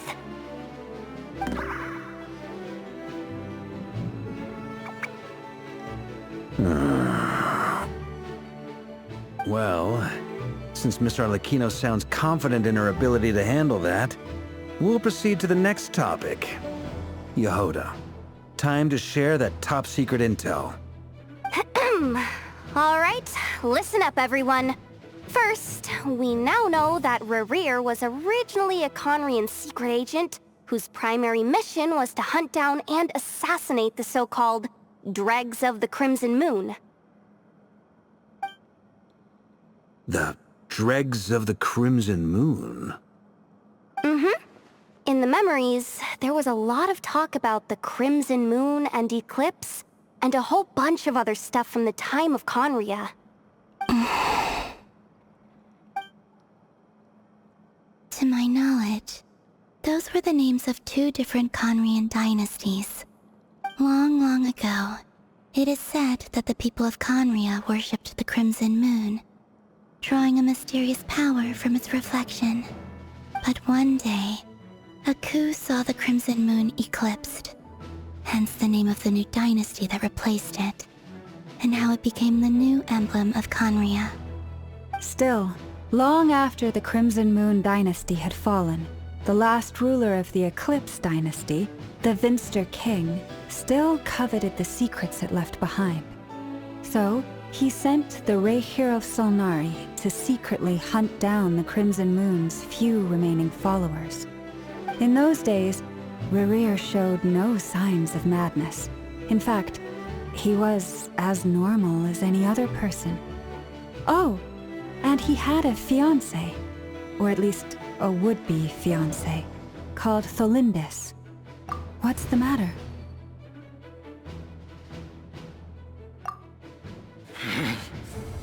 Verfnir, Freindaughter, Flinders.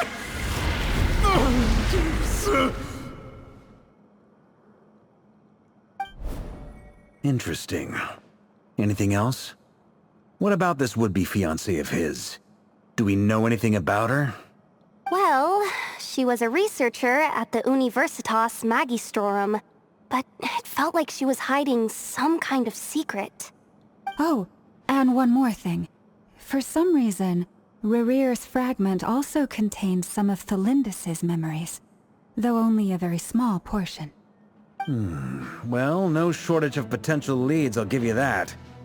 In any case, it sounds like we can conclude that while Tholindis was still around, Rerir appeared to be lucid and quite normal. The Lindis, it seems, must have been the one thing in this world that he couldn't let go of. Tell me though, were these pure-blood Conorians we're talking about here? Why do you need to know that? Hold on. If she was a pure-blood Conorian... Oh yeah! Just like how it was with the captain!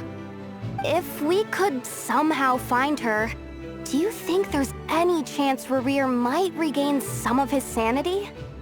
It's possible, but it would take a miracle. We can't pin all our hopes on that. That merchant who Nefer knows, Dori Sangama Bay.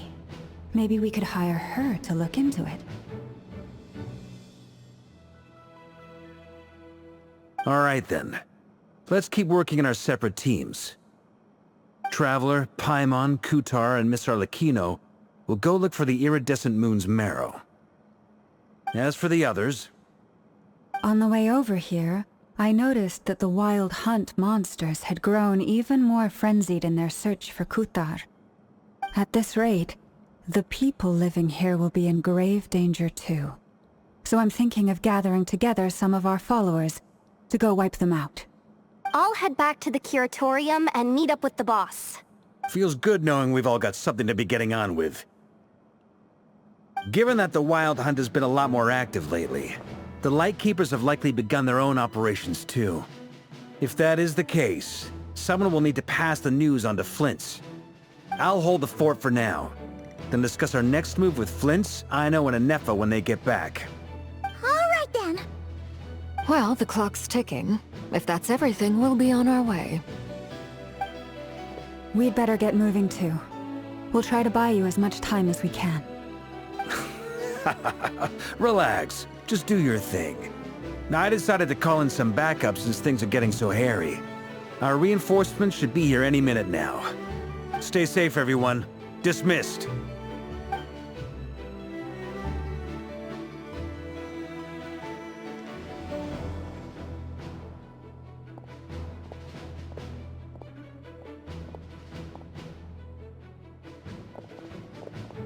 We're back. Did we get here a little early? Or a little late? A tad late. The others have already set off. To summarize, our resident moon goddess has found us a new ally, and Boss Nefer has uncovered some promising info. Everything going smoothly on your end? Not great. I don't know how long we can stall them for. The decoys are getting taken out way faster than we imagined. I'm gonna make some more later, but I need a timeout first. I'm so tired right now. Oh, right! Inefa, could you fill in Uncle Varka on what we just discussed with Flint's? Sure. Uncle Varka, you previously told us about how when you went to investigate a source of the Wild Hunt in Amsvartnir, you discovered that it was just a diversion. But according to Flint's intel, several outbreaks of the Wild Hunt had already occurred in Nodcry in the period leading up to that.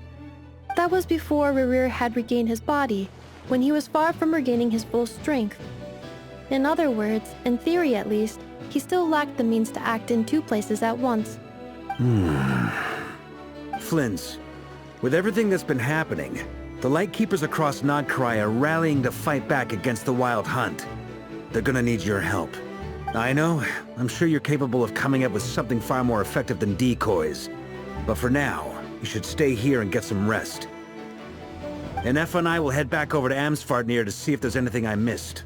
I told you Uncle Varka would say that, didn't I? A deal's a deal. Not a word about my snack intake for the next week. Database updated. Reliability of Aino's predictions increased. What does that mean? They were betting on how you'd respond after hearing their intel. It's the obvious choice, isn't it? That's hardly worth betting on. We already decided that Anefa should go investigate the situation over at Amsvartnir on her own. You might as well stay here and keep watch. Someone needs to hang back and oversee our strategy meetings. And besides, you still haven't fully recovered from ambushing Rerir. So I've ended up with the easiest assignment. Well, I appreciate it, everyone. See you when you get back.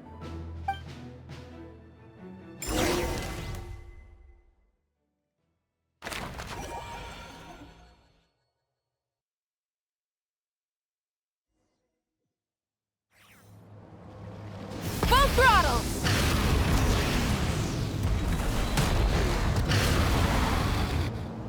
Here, this will serve as a good spot to cross over. Arlecchino, hold up a second. Since you brought us all this way, would you mind telling us what you've got planned? We still haven't got the slightest idea what's going on here. And if even Columbina doesn't know where the iridescent moon's marrow is, how do you? Simple. Because I am an inheritor of the royal bloodline of the Crimson Moon. And one of the last surviving embers of the Two Worlds' flames. Huh? Are you serious? As in, you're a descendant of that Crimson Moon dynasty we were just talking about? The one from ancient Conria? Your surprise is understandable. I was also taken aback when I first learned of it. But the more I thought about it, the more I realized the signs had been there all along. When I was young, I discovered I could wield a very special kind of fire. It coursed like blood through my veins and smoldered away inside my nerves. What's more, whenever I experienced strong bursts of emotion or drew too deeply on this power, it was like some kind of presence within the fire would begin to gnaw away at me, consuming me from the inside out. Exactly. That is why my hands are like this, too. At first, I saw it only as a curse, but once I became a harbinger, the jester apprised me of the truth. Together with my own investigations, over the past few years, there are several things that I have gradually come to understand. For instance, take the so-called Crimson Moon. In truth, it is nothing more than the shattered remnants of the iridescent moon, fused with the abyss to prolong its lifespan. Since this blood flame was bestowed upon me by the Crimson Moon, it is a fusion of the iridescent moon's former power and the corruption of the abyss. You all understand the nature of the abyss well enough. I draw upon its power, and in return, it hungers for my soul. This strange blackness is the mark of corruption it has left behind. If I recall correctly, you once told me that if the corruption ever made it to your heart, you'd become a completely different person. Yes, and that's the reason I'm always careful not to push my power too far. It's essentially a never-ending tug-of-war. Whew. Sounds intense. Anyway, the rest of my story can wait. Is there anything else about the Crimson Moon or the Iridescent Moon that you're unclear about? Paimon has a question. So, the Crimson Moon that the Carians used to worship was actually the Iridescent Moon, right? Which was one of the three Moon Sisters.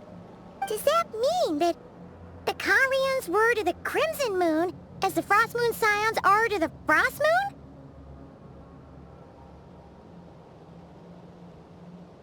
So much of that history has been lost. We have no way of knowing exactly what they were like. But I would suspect that the Conrians weren't as devout in their moon worship as it might appear.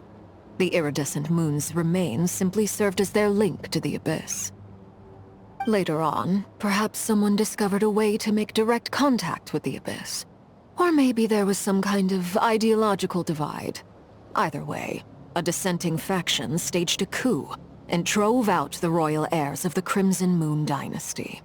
Still, even with the dark sun looming high overhead, the Crimson Moon's glow never truly faded. If you want living proof, it's standing right before you. The first time we met, I sensed something familiar in your presence. When I looked at you, I felt I could see that mysterious red moon in the corner of my eye. In your flames, I saw its broken image, surrounded by a strange black aura.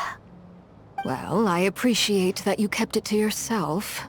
Much about the Crimson Moon is still a mystery, and I'd prefer not to end up as the object of an insane research project. Anyway, time is against us here, so if there's any other questions, they'll have to wait. I just want to make sure I've got one thing straight. In her letter, Sandrone mentioned that since you are unable to contain the iridescent moon's marrow yourself, you intend to leave it in my custody. Correct? That's right. For now, it's the only way I can pay you back for your help. The iridescent moon is already part of who you are. So with its marrow in your possession, you'll be even more powerful than before. Deal. Then let's get started. Get what started? What does this place have to do with the Crimson Moon? When I first became a Harbinger, the Jester gave me a book called Paranhari, also known as Leobranto Innamorato. You should be able to buy a copy next time you're in Fontaine. It's a love story set in the Crimson Moon era, but setting aside the tangled romances of its characters, it also records a few interesting details. In the Crimson Moon era, or so the story goes, there was an orphanage that received children from beyond the bounds of this world, and subjected them to a peculiar induction ceremony. Beyond the bounds of this world? For real? And what kind of induction ceremony? The Crimson Moon Sages looked beyond this world for beings with powers that surpassed the gods. But fearing they might lose control, they subjected these children to a process of refinement. They made these children crawl up a fireplace and kept asking them, "Have you died? Did you see it?"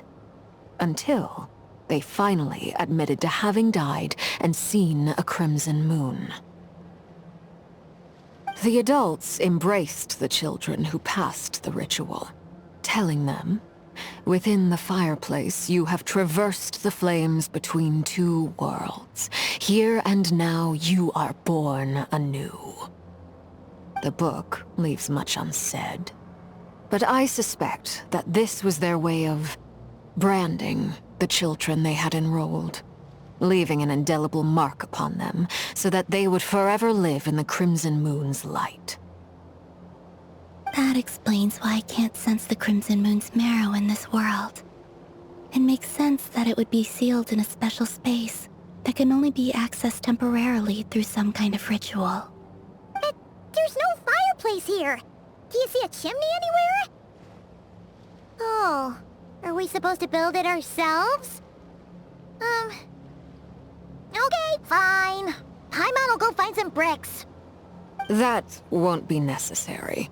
The fireplace is purely symbolic. The key to the ritual is crossing the flames between two worlds. In other words, the flames that burn within me. Those burned away by such flames leave behind a kind of ghostly afterimage in the world. In the days of Conria, people believed they could be used to bridge the gap between the two worlds of life and death. In short, I can open a passage to that space for you. That's the easy part. The catch is I'll need to stay on this side to keep the passage open, so I won't be able to come with you. Once you're inside, you'll have to find your own way. Very well. Then I'll open it up. Traveler, spare me a little more moonlight if you would. I may need it.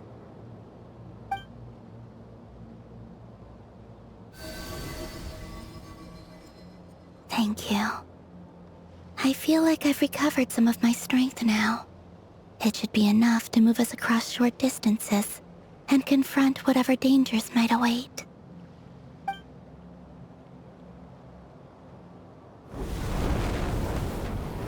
Mistress of the seven hues of ages past, Great Mother of the present, crimson-clad sovereign of the two realms, by fire severed, by fire renewed, I offer myself now and beseech your descent.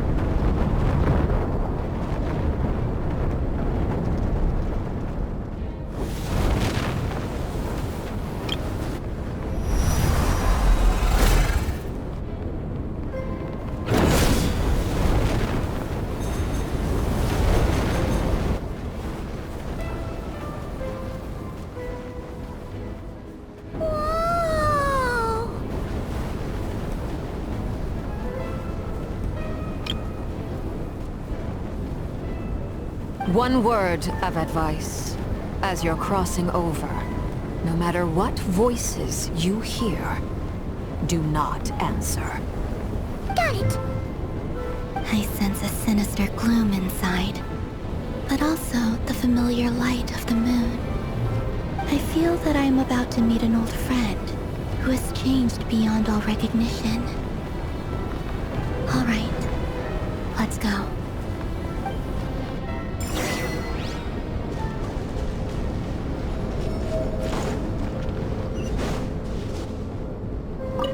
Seismic changes often begin with small windows of opportunity. This could be your window.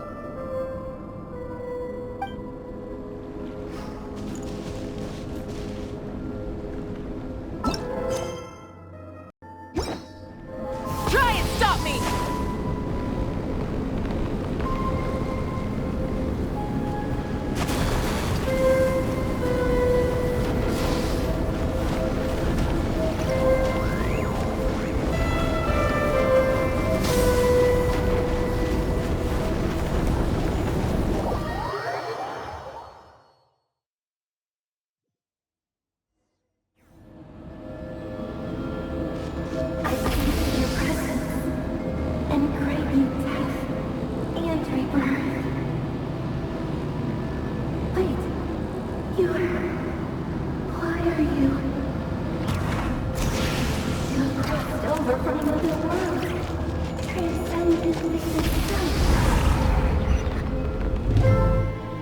Hey! Look up at the sky! A red moon! This must be the spot, right? Is that the abyss? It's practically filled the entire place! What now? What a tragic sight. Fragments of your broken body, seized by the abyss, and hung up aloft like mummified remains. Iridescent moon. Was this truly what you wished for? Careful! There's something spooky about this place. Feels like something is lurking in the fog. Haimon's right behind you. Whatever you do, don't run off without her.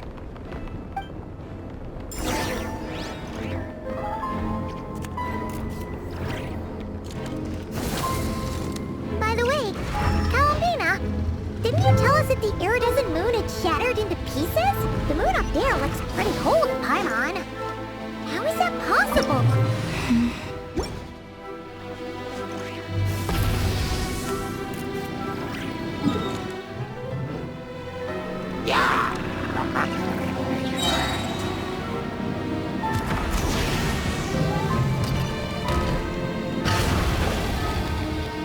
Just like I thought. It was only a facade. Try and stop me!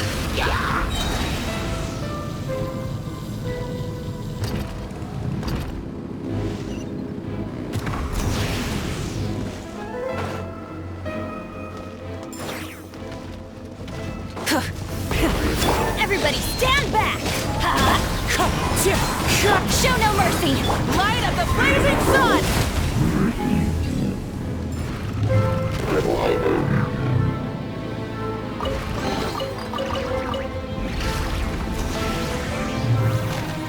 Full throttle!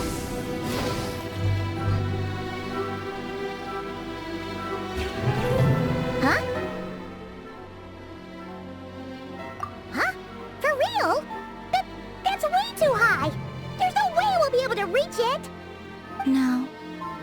I'm not sensing anything up there. It's coming from under the mountain. Let's see... Ah! There's some kind of weird shadow over the water! Wait, see that? Looks like a mechanism of some sort. Let's check it out!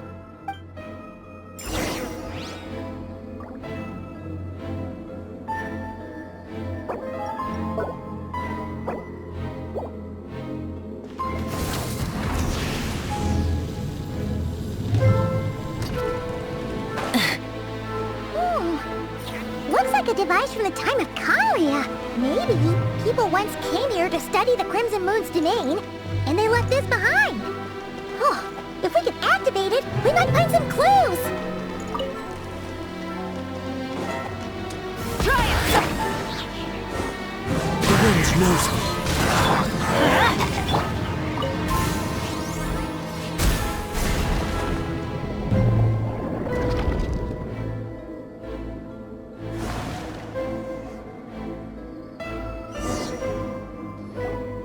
Hey, look at that!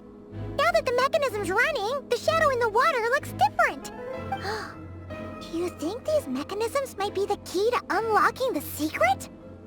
Let's try to find more of them! Felindis, we'll leave the rest of the research in your hands. We'll be heading back now. I hope this isn't ruining date night. Ugh. Mind your own business. Just leave me some snacks on the table. Felindis? Is that Rear's girlfriend? How come we're hearing her voice here? Oh yeah! So, do you think she was studying this strange space all along? The Abyss has made this space extremely unstable. Maybe that's why some of the things she said and did were preserved here. Like echoes. Or after images. Whenever I see this view, it takes me back to a poem from my childhood. Waning moon, oh lifeless damsel, weeping on the mountain crest. Mourning still in wistful tone, her fragile soul now laid to rest. For me, of all people, to be here investigating the mysteries of the Crimson Moon space. Is it a coincidence? Or something more?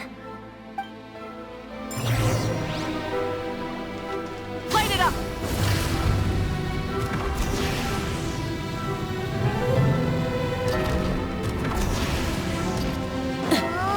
Looks like the Abyss has messed up this mechanism. We need to find a way to get it working again. Let's see if there are any other devices nearby.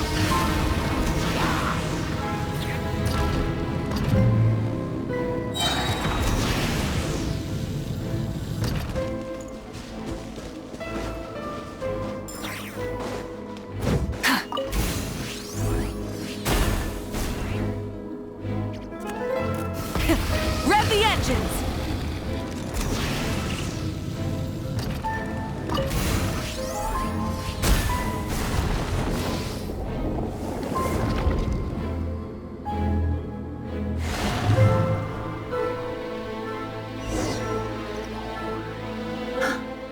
I see.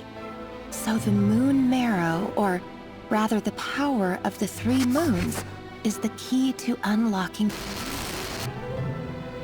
If it really does exist, then maybe this madness can finally be put to an end. Try and stop me! The abyssal energy here is too strong! We better pull back for now! Get cover behind the rock! Full throttle!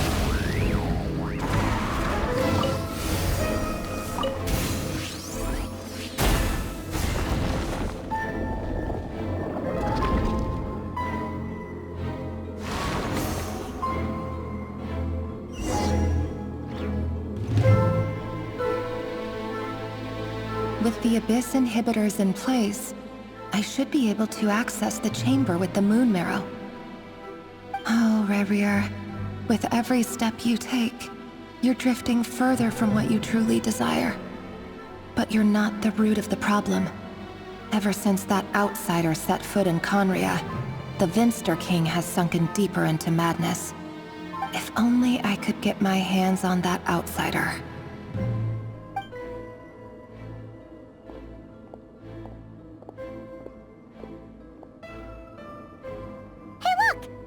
Reflection is back to normal. Felindis' voice mentioned a chamber with the moon marrow. Do you think maybe it's hidden in the moon's reflection? It must be. For within it, I sense the fragile aura of a dying soul. Then there's no time to lose! Let's go!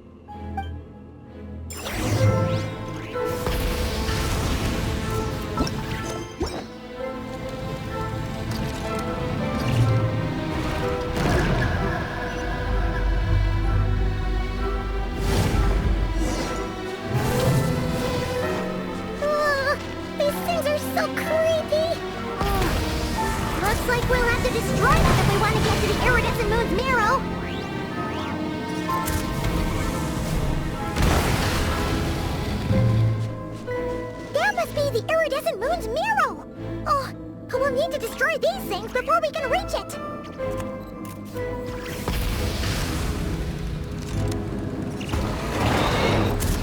Teamwork is dreamwork!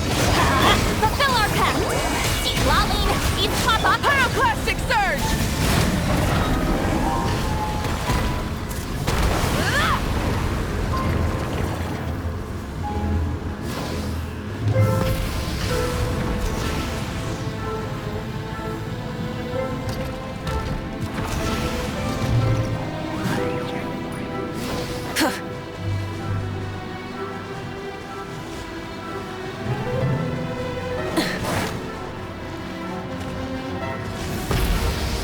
Off we go! Let's light it up! One with nature. Everybody stand back! Adventure! We're so close!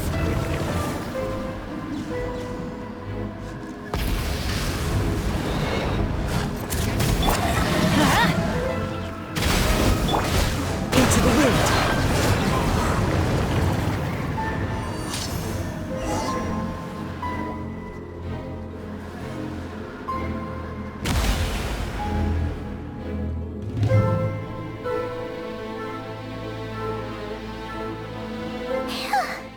We finally did it!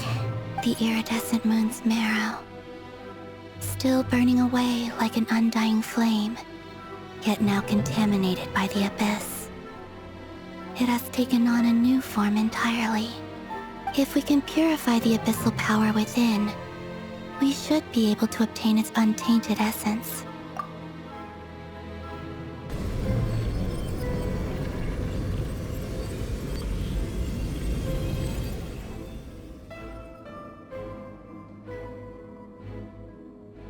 It's so cold.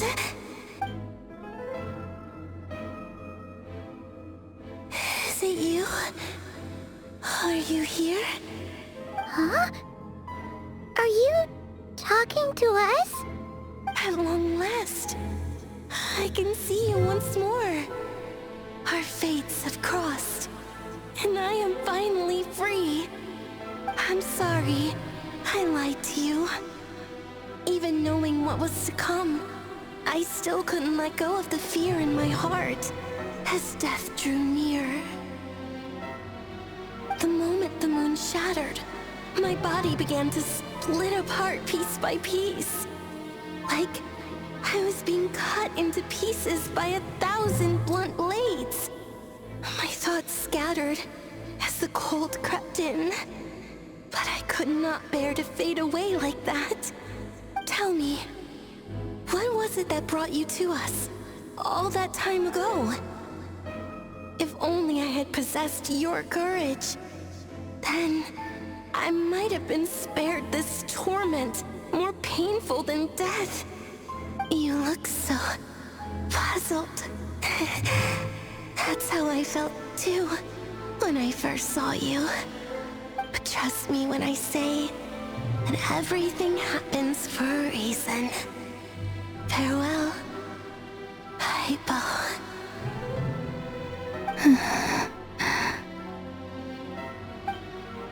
What was that all about? Was that the goddess of the iridescent moon? Oh, it sounded like she was speaking to a long-lost friend. But none of us have ever met her before, right? Perhaps. She took me for the goddess of the frost moon she once knew. For a fading soul like hers, our auras must be too similar to tell apart. But anyway, we've got the iridescent moon's marrow now. That should help you regain your strength, right? Alright, time to leave this place and meet back up with Arlecchino. Let's go!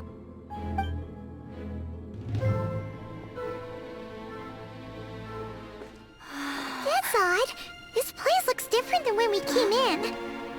Waning moon, Huh? oh lifeless damsel. Oh.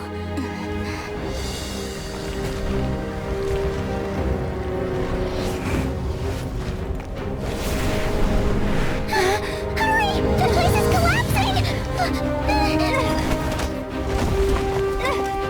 It wants to trap us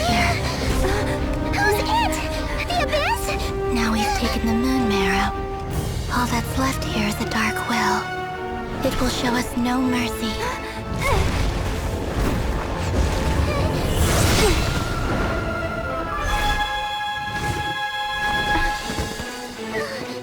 Give it back! The Crimson Moons! My marrow! My heart!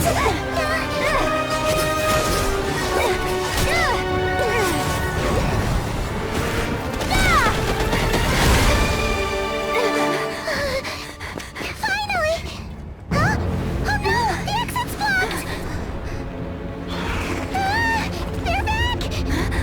Now what do we do? This is where you fall. Witness my rise. What are you waiting for?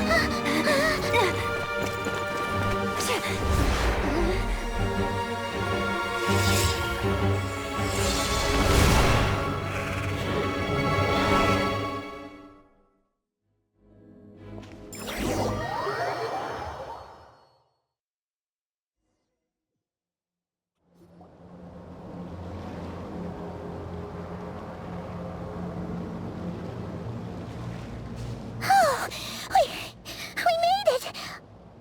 Was that you, Arlecchino? Did you save us?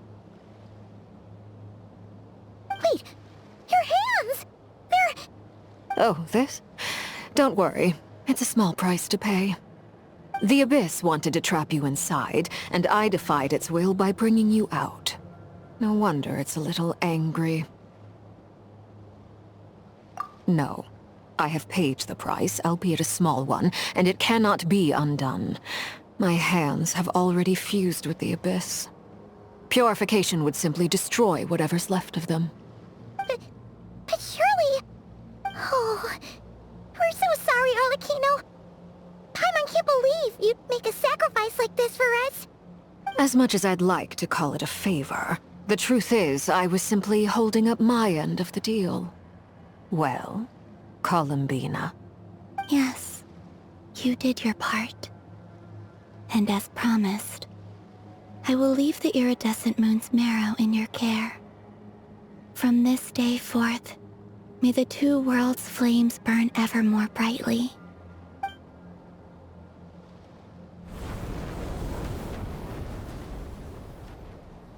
I'll take that as a blessing. Now, Columbina, give me your hand. Accept this moonlight I offer in return.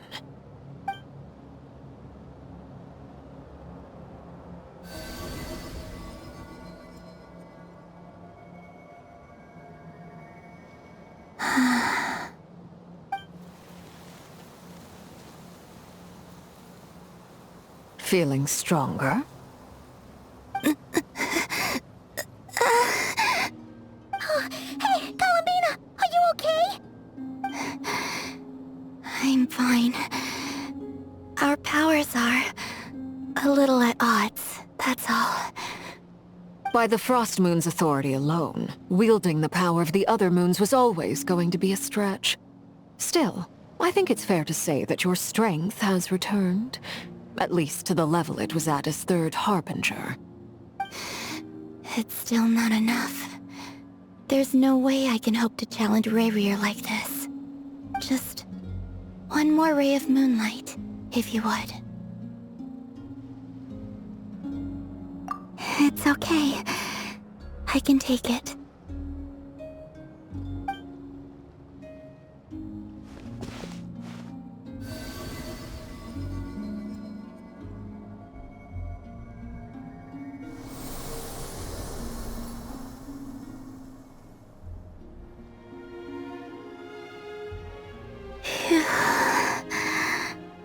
How about now? Fighting fit? At the very least, I won't have to stay hidden like before. I want to see him gone from Nodcry.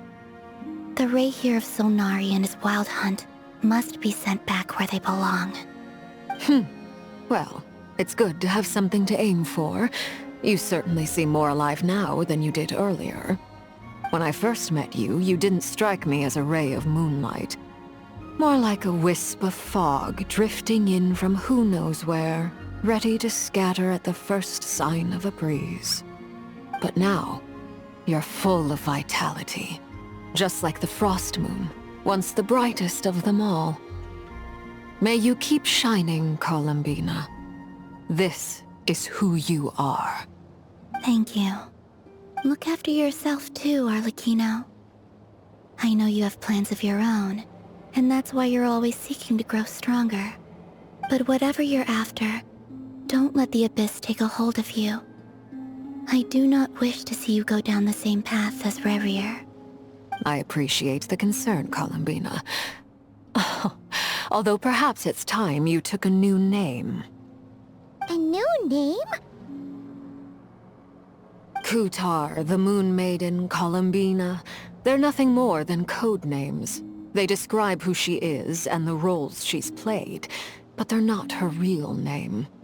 We often use code names in the House of the Hearth, too. But it's knowing your real name that keeps you grounded. Up till now, you've been living a wandering life, so you've probably never really cared. All I'll say is this. Once you've defeated Rerir, give it some thought. All right, that's it from me. I'll get you back safely first, then go meet up with Sandrone. You're the best! I appreciate the gesture. It speaks to your good character. Anyway, let's get going. There are more urgent things to do right now than trade compliments.